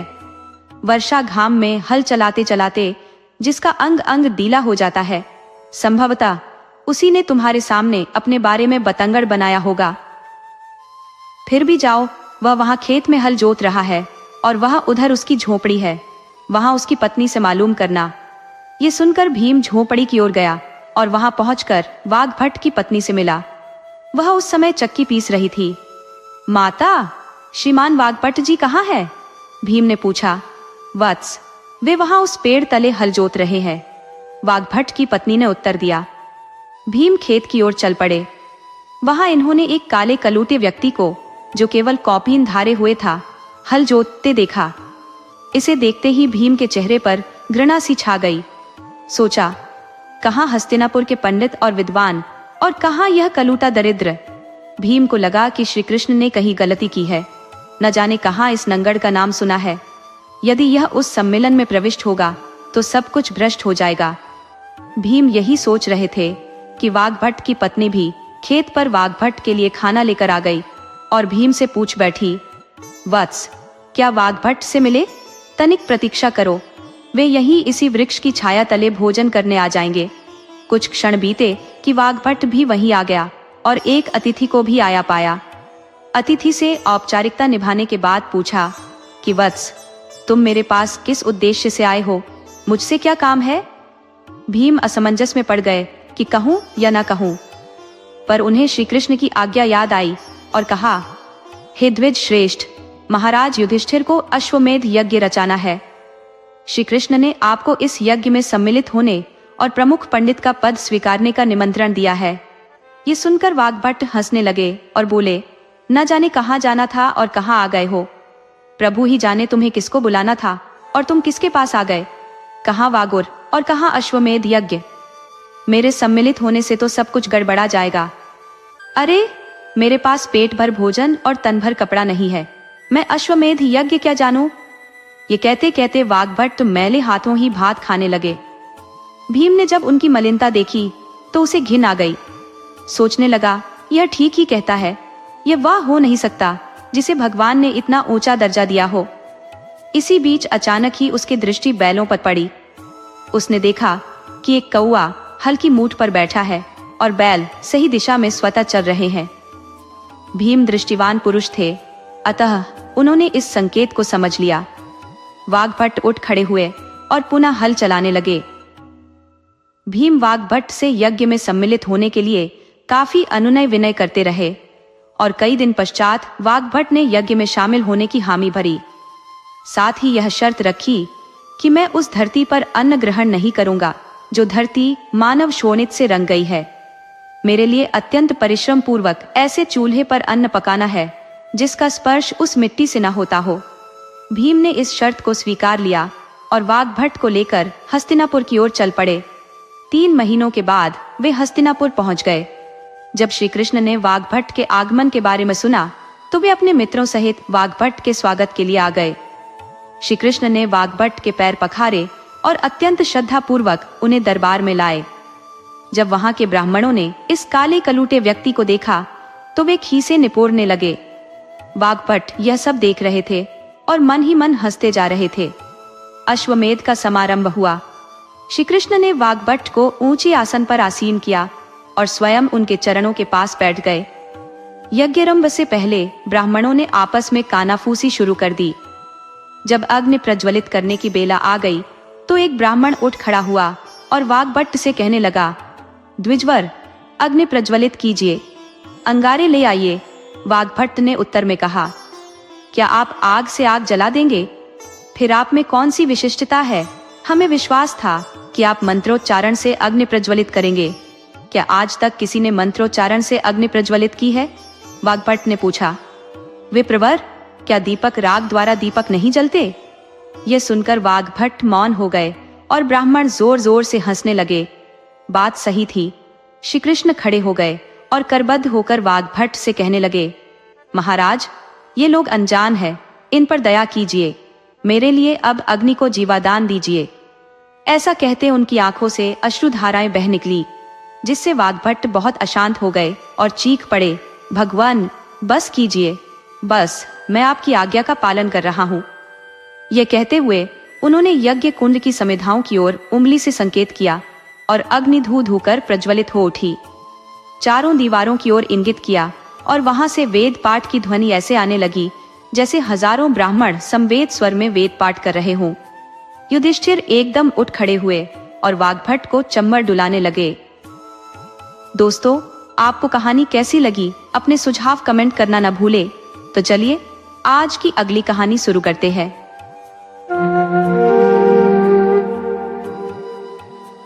बहुत पहले की बात है। एक गांव में एक सीधा साधा किसान रहता था। छोटा सा जमीन का टुकड़ा था उसके पास, वह भी खुश्क। उसका गुजारा कठिनाई से चलता था। परिवार में काफी सारे सदस्य और धन का अभाव। जीवन से ऊबा और कर्जे में डूबा हुआ था। रात दिन चिंता में गिरा प्रभु से प्रार्थना करता रहता था। उसने अपने छोटे से खेत को हल से जोत कर बीजा था और अब ढेले तोड़ रहा था। प्रभु की करनी वहां से एक जोगी गुजरा। हाथ में एक अजीब एवं अनेक कोणों पर मुड़ी लाठी, जैसे सांप, गर्दन में लटका झोला, कमर में घुटनों तक कपड़ा लपेटे और एक हाथ में कठौती। जोगी ने किसान के मिट्टी सने शरीर से पसीना बहते देखा। जोगी को देखकर किसान ने भी ढेला तोड़ना बंद कर दिया तथा आश्चर्यचकित हो उसे टुकुर टुकुर देखने लगा। जोगी ने उसे अपने पास आने का संकेत किया। किसान हौले हौले कदम बढ़ाता उसके समीप आया और कहा, क्या सच हुक्मनान, क्या कहते हो महाराज? जोगी बोला, तुम्हारे पास चिलम तो नहीं? मैं चरस का सूटा लगाना चाहता हूँ। किसान को उसकी भाषा समझ न आई। जोगी को भी लगा कि इसे मेरी भाषा समझ में नहीं आती है, अतः उसने इशारों से चिलम पीना और धुआं छोड़ना दिखा दिया। किसान को अब समझ आया कि जोगी हुक्का चाहता है। किसान संकेत करते हुए जोगी को एक वृक्ष की छाया तले ले गया और वहां उसे अपना मिट्टी का हुक्का दिखाया। उसने हुक्का में पास ही बहती छोटी सी कुलिया को ताजा पानी से भरा तथा प्रेम से जोगी के सामने रख दिया। अलाव से एक मिट्टी के टूटे बर्तन के टुकड़े पर अंगारे ले आया। जोगी यह सब देख रहा था और उसे किसान की हालत पर बहुत तरस आ रहा था। वह उसका आतिथ्य देखकर प्रसन्न भी हो रहा था। किसान ने जेब से तांबे का एक पैसा निकाला और चिलम के छेद में डाल दिया, क्योंकि चिलम का छेद बड़ा और खुला था। यह जंग लगा पैसा भी उसने अपने खेत से ही पाया था। जोगी ने चरस की एक गोली निकाली और तंबाकू के साथ तथा कुछ और मिलाकर चिलम में भर दिया। चिलम पर दहकते अंगारे रखकर वह आकाश की ओर देखते हुए वह कश लगाने लगा। धुएं के बादल उठे और जोगी की आंखें दहकते अंगारों से भी लाल हो गईं। किसान को संबोधित करते हुए वह कहने लगा, आप गरीब है, आप गरीब है। किसान को इसका अर्थ समझ न आया, पर गरीब शब्द सुनकर उसने हाँ में सिर हिलाया। हाँ, गरीब सख बहुत है। इसी के साथ जोगी उठ खड़ा हुआ, किसान को हाथ से सलाम की ओर चलता बना। किसान ने उसे जाते हुए दूर तक देखा, फिर किसान ने चिलम खाली की। जंग लगा पैसा जो पहले लाल था अब पीला यानी सोने जैसा बन गया था। उसी समय उस ओर उस गांव का सुनार आ गया। किसान ने सुनार से कहा, अरे उस्ताद जी, जरा यहाँ आइए और इसे देखिए। किसान ने यह मजाक में ही कहा था। सुनार, जिसका नाम अहमद था, किसान के पास आया और पूछा, किसे? किसान ने पैसा दिखाया। अहमद सुनार बैठ गया, कसौटी जेब से निकाली और पैसे को पूरी तरह देखा और कहा, ठीक है, शुद्ध है। क्या इसे बेचना है? जी हाँ, पैसों की आवश्यकता है। सुनार ने 111 रुपए निकाले और किसान को देने लगा। किसान हैरान हुआ और सुनार से कहा, अजी, मजाक क्यों करते हो? मैं मजाक क्यों करने लगा? लो, और 5 रुपए देता हूँ, बस इससे अधिक न दूंगा। किसान को लगा कि सुनार मजाक कर रहा है। इस तांबे के पैसे का इतना मोल? जब सुनार 5 रुपए और देने लगा तो किसान ने बिस्मिल्लाह करके पैसे लिए। सुनार उठ खड़ा हुआ और सोने का पैसा लेकर वहां से चल दिया। किसान हैरान था कि जोगी ने इस तांबे के पैसे को आन की आन में ही सोने में कैसे परिवर्तित कर दिया। काम छोड़कर वह जोगी की खोज में उसी दिशा में गया जिधर वह गया था। दिन ढलने से पहले उसने एक स्थान पर जोगी को लेटे नींद में मस्त पाया। उसे पाकर वह बहुत खुश था और उसके जागने की प्रतीक्षा करता रहा। जोगी किसान को देखकर चकित हुआ। किसान उसके चरण पकड़कर अनुनय विनय करने लगा कि मुझ पर कृपा कीजिए, मैं बहुत गरीब हूँ, और झार-झार रोने लगा। जोगी को किसान पर दया आ गई और उसने कहा कि तुम्हें मेरे साथ 7 दिन रहना होगा। किसान तैयार हो गया।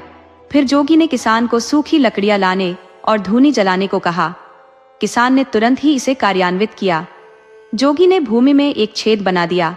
इस छेद में अपनी लाठी का निचला हिस्सा घुसेरा और अगले भाग पर अपना माथा टिकाकर साधना करने लगा। किसान धूनी में लकड़ियां डालता गया, अपने लिए थोड़ा बहुत कुछ न कुछ बनाता गया और दिन काटता गया। 7वें दिन जोगी द्वारा बनाए गए छेद से एकदम एक मोटी जलधारा निकली, जिसने आसपास को जलमग्न कर दिया। किसान यह देखकर दूर भाग गया और चकित होकर देखने लगा, ये क्या माजरा है। फिर जल गायब हो गया और जोगी ने किसान को इशारों से अपने पास बुलाया। वह जोगी के पास आया। जोगी ने उसे एक गोल ठीकरा दिया और कहा, लो, ये तुम्हारे लिए समुद्र से लाया हूं। इसे घर में किसी संदूक में रखना। तुम माला माल व आबाद हो जाओगे। एक बात का ध्यान रखना, इसे खोना नहीं। जोगी के अच्छी तरह से समझाने पर किसान ने ठीकरा अपनी जेब में रख लिया और जोगी से विदा लेकर घर की ओर चल दिया। मील 2 मील चलने के बाद उसे एक पीर साहब दिखे। किसान को ख्याल आया, क्यों ना मैं इस ठीकरा को पीर साहब को दिखा दूं। उन्हें शायद ज्ञान होगा कि इस ठीकरा के रखने से मेरा कल्याण होगा कि नहीं। ठीकरा पीर को दिखाकर इसे प्राप्त करने का सारा किस्सा भी उन्हें सुनाया। पीर समझ गया कि इस ठीकरा में कुछ शक्ति है और किसान से कहने लगा कि इसे एक रात मेरे द्वारा भी अभिमंत्रित करने की आवश्यकता है। किसान बहुत नादान था और पीर के कहने में आ गया। ये मुल्ला किसान का ही पड़ोसी था। घर पहुंचकर किसान ने अपनी पत्नी को सारा वृत्तांत सुनाया। एक दिन बीत जाने पर किसान पीर के पास ठीकरा लेने गया। पीर मुकर गया और उल्टे उससे कहने लगा कि तुम बकवास करते हो। किसान ने बहुत कुछ कहा और चिल्लाया, पर किसी ने उसकी न सुनी। लोगों ने उससे कहा कि तुम पागल हो गए हो। वह बहुत पछताया और परेशान हो गया। सोच विचार के बाद वह फिर जोगी की खोज में निकल पड़ा। पूरे 1 दिन की खोज के बाद उसे जोगी मिल गया और रोते रोते उसने सारी दास्तां सुना दी। किसान ने जोगी के पैर पकड़ लिए और बहुत अनुनय विनय की। जोगी मन ही मन कहने लगा कि यह नादान है। ठीकरा उसके हाथ दिया। विवश होकर जोगी ने किसान से तुरंत आग जलाने को कहा। जोगी ने आग में अपना चिमटा लाल सुर्ख कर दिया और पूरी शक्ति से उसे जमीन में गाड़ दिया। चिमटे के गड़ते ही पीर जोगी के पास धड़ाम से गिर गया।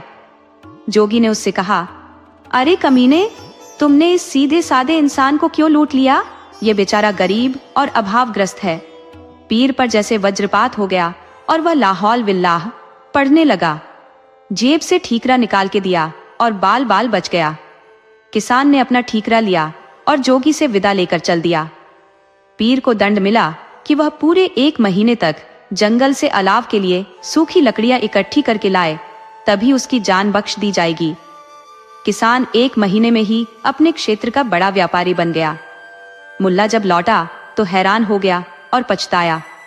वह किसी को भी मुंह दिखाने लायक नहीं रहा था। दोस्तों, आपको कहानी कैसी लगी? अपने सुझाव कमेंट करना न भूले। तो चलिए आज की अगली कहानी शुरू करते हैं।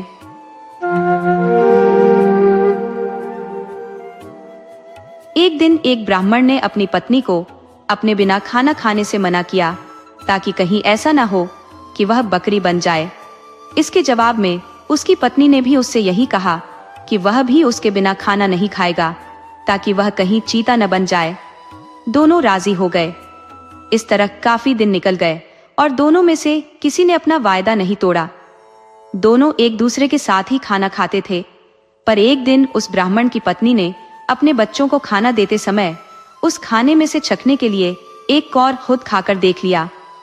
उस समय क्योंकि उसका पति वहां था नहीं, सो उसकी पत्नी तुरंत ही एक बकरी बन गई। जब वह ब्राह्मण घर आया तो उसने देखा कि एक बकरी उसके घर के चारों तरफ घूम रही है। ये देखकर वह बहुत दुखी हुआ, क्योंकि वह तुरंत ही जान गया कि वह बकरी और कोई नहीं बल्कि उसकी अपनी प्यारी पत्नी थी। उसने उसको अपने घर के आंगन में बांध दिया और उसकी बड़ी सावधानी से सेवा करने लगा। कुछ साल बाद उसने दूसरी शादी कर ली, पर उसकी दूसरी पत्नी उसकी पहली पत्नी के बच्चों के साथ बिल्कुल भी अच्छा व्यवहार नहीं करती थी। वह तो उनको खाना भी बहुत कम देती थी। वे बच्चे बेचारे बहुत परेशान रहते थे। उनकी बकरी माँ उनकी शिकायतों को सुनती रहती, पर वह बेचारी भी कुछ नहीं कर सकती थी। उन बच्चों की माँ ने यह भी देखा कि उसके बच्चे दुबले होते जा रहे हैं। इसीलिए एक दिन उसने अपने बच्चों में से एक बच्चे को अपने पास बुलाया और उससे दूसरों को भी यह बात चुपचाप बताने के लिए कहा कि जब भी उनको भूख लगे तो वे एक डंडी से उसके सींगों को मारें। ऐसा करने से उसके सींगों में से कुछ खाना निकल आएगा जिसे वे खा सकते थे। बच्चों ने ऐसा ही किया। अब जब भी उनको भूख लगती तो वे अपनी बकरी माँ के सींगों में डंडी मारते। इससे उनमें से कुछ खाना निकल आता और वे उसको खाकर अपना पेट भर लेते। इससे धीरे धीरे उनकी तंदुरुस्ती अच्छी होने लगी। पर यह तो उस सौतेली माँ की उम्मीदों के खिलाफ हो रहा था। उसके सौतेले बच्चे तो बजाय दुबले होने के और ज्यादा तंदुरुस्त होते जा रहे थे, जबकि वह खुद उनको बहुत कम खाना देती थी। वह उनको इतना तंदुरुस्त देखकर बहुत ही ताज्जुब में पड़ गई कि यह सब कैसे हो रहा था। कुछ समय बाद उस ब्राह्मण की दूसरी पत्नी ने एक एक आंख की बेटी को जन्म दिया। वह अपनी उस कानी बेटी को बहुत प्यार करती थी और उसकी किसी भी जरूरत को तुरंत ही पूरा करने को तैयार रहती थी, जिसको वह समझती थी कि वह उसको चाहिए। कुछ दिनों बाद जब वह लड़की काफी बड़ी हो गई, चलने फिरने लगी, बोलने चालने लगी, अच्छी तरह बात करने लगी, तो उसकी माँ उसको दूसरे बच्चों के साथ बाहर खेलने के लिए भेजने लगी। उसने उसको यह भी कहा कि वह अपने बड़े भाई बहनों पर निगाह रखे कि वे कब और कैसे खाते पीते हैं। लड़की ने कहा, ठीक है। वह लड़की उनके साथ सारे दिन रही और उसने वह सब कुछ देखा जो उनके साथ हुआ। यह सुनकर कि बकरी उसके सौतेले बच्चों को खाना दे रही थी, वह दूसरी पत्नी बहुत गुस्सा हुई। उसने तय कर लिया कि वह उस बकरी को जल्दी से जल्दी मरवा देगी। एक दिन उसने बहाना किया कि वह बहुत बीमार है और अपने इलाज के लिए एक हकीम को बुलवाया। उसने उस हकीम को रिश्वत दी और कहा कि वह उसके लिए दवा के तौर पर बकरी का मांस खाने के लिए बताए। उस हकीम ने ऐसा ही किया। ब्राह्मण अपनी पत्नी की बीमारी के लिए बहुत चिंतित था और हालांकि वह बकरी को बिल्कुल मारना नहीं चाहता था, फिर भी वह अपनी दूसरी पत्नी को ठीक करने के लिए उस बकरी को मारने को लिए तैयार हो गया। पर यह सुनकर उसकी पहली पत्नी के छोटे छोटे बच्चे बहुत रोए। वे बहुत दुखी होकर अपनी बकरी माँ के पास गए और उसको जाकर सब बताया। उनकी माँ ने कहा, मेरे प्यारे बच्चों, रो नहीं। जो जिंदगी मैं जी रही हूँ, ऐसी जिंदगी से तो मर जाना अच्छा है। रो नहीं। मुझे तुम्हारे खाने को लेकर कोई दुख नहीं है, क्योंकि अगर तुम मेरा कहा करोगे तो खाना तो तुमको उसके बाद भी मिलता रहेगा। मेरे मरने के बाद तुम लोग मेरी हड्डियां इकट्ठी कर लेना और उनको किसी ऐसी जगह दबा देना जहां उनको कोई ढूंढ न सके। फिर जब भी तुमको भूख लगे तो तुम वहां आ जाना, तुमको वहां खाना मिल जाएगा। उस बकरी ने उनको यह सलाह बड़े समय से दे दी थी, क्योंकि जैसे ही उसने अपनी बात खत्म की और उसके बच्चे वहां से गए कि तभी एक कसाई अपना बड़ा सा चाकू लेकर वहां आ पहुंचा और उसने उस बकरी को मार दिया। उस बकरी के शरीर को टुकड़ों में काट कर पका दिया गया। ब्राह्मण की पत्नी ने उस बकरी के मांस को खाया, पर बच्चों को केवल हड्डियां ही मिली।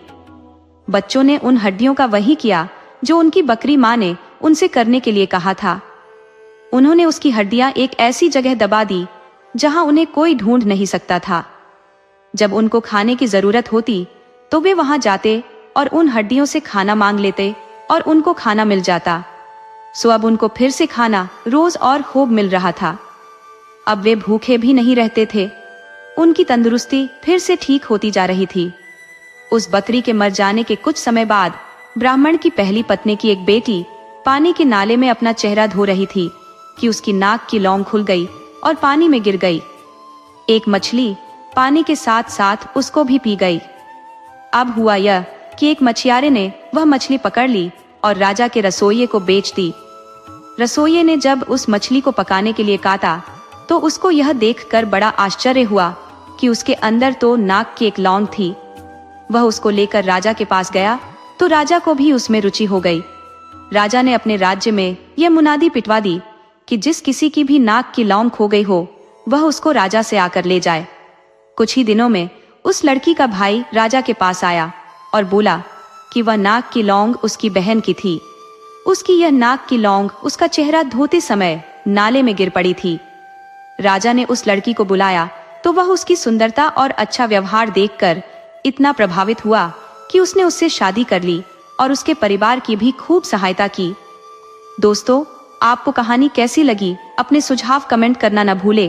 तो चलिए आज की अगली कहानी शुरू करते हैं।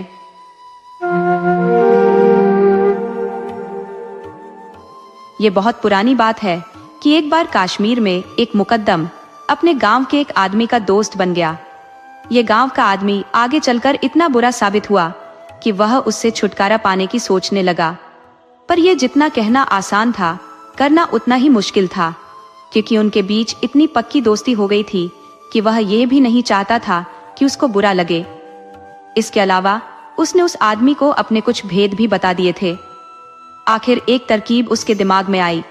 वह अपनी पत्नी से बोला, प्रिय, जैसे ही हम लोग शाम का खाना खाने बैठेंगे, तुम देखोगी कि वह आदमी इस आशा में यहाँ आएगा कि उसको भी कुछ खाना मिल जाएगा। इसलिए मैं अभी बाहर जाता हूँ और फिर अपना खाना खाने के लिए बाद में घर वापस आता हूँ। तुम थोड़ा सा खाना खा लेना और बाकी बचा हुआ खाना उठाकर रख देना।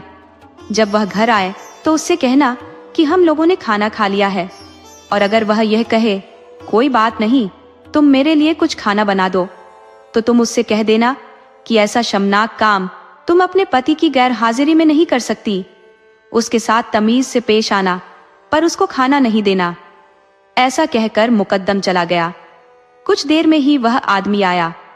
जब वह आया तो पत्नी ने वैसा ही किया जैसा कि उसके पति ने उससे करने के लिए कहा था। उसने उससे कहा, मुझे अफसोस है कि मुकद्दम तो बाहर गए हैं। अगर वह यहाँ होते तो यकीनन आपके लिए एक मुर्गा मार देते। वह आदमी बोला, इसमें अफसोस की क्या बात है, मैं तो हूं यहाँ, खाने के लिए मुर्गा मैं मारे देता हूँ। पत्नी बोली, नहीं नहीं, अगर मेरे पति को यह पता चल गया तो वह मुझसे बहुत नाराज होंगे। आप परेशान ना हो और अभी यहाँ से चले जाएं और तब आए जब मुकद्दम घर पर हो। पर वह आदमी भी आसानी से जाने वाला नहीं था। वह बोला, अरे इसमें परेशानी की क्या बात है, आप मेरा यकीन करें, मैं भी थोड़ा सा काम करना चाहता हूँ। मैं जब तक एक मुर्गा मारता हूँ तब तक आप उसको पकाने के लिए आग जलाइए। जब मुकद्दम आएगा तो मैं उसको सब कुछ समझा दूंगा। ऐसा कहते हुए वह बाहर मैदान में निकल गया जहां मुकद्दम अपने मुर्गे मुर्गियां रखता था।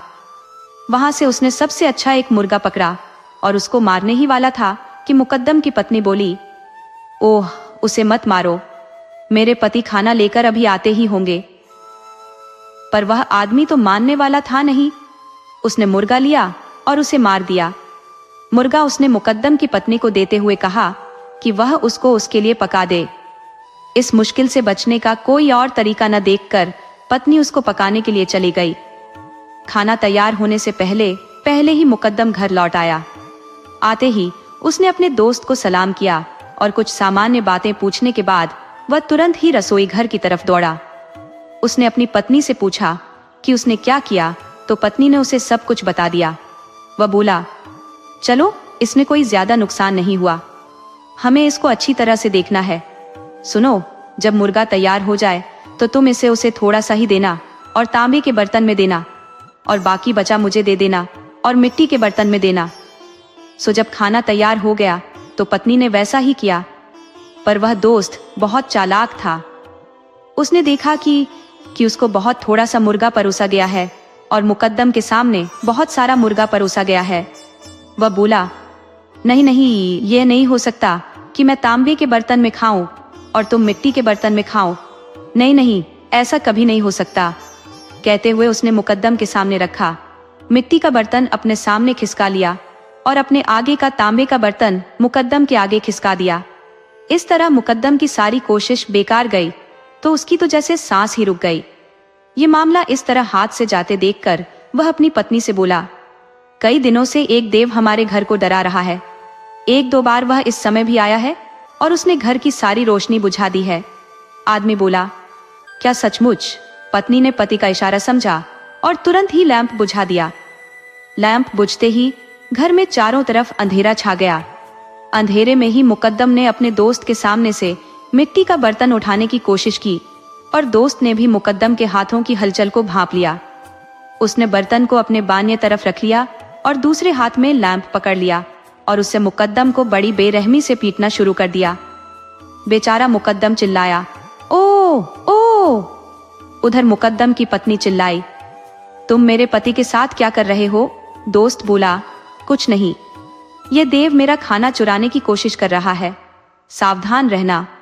कहकर वह लैंप से मुकद्दम को जितनी जोर से मार सकता था मारता रहा। आखिर वह लैंप टूट गया तो वह दोस्त अपना मिट्टी का बर्तन उठाकर वहां से भाग लिया। मुकद्दम बेचारा कुछ न कर सका, बल्कि और पिट कर रह गया।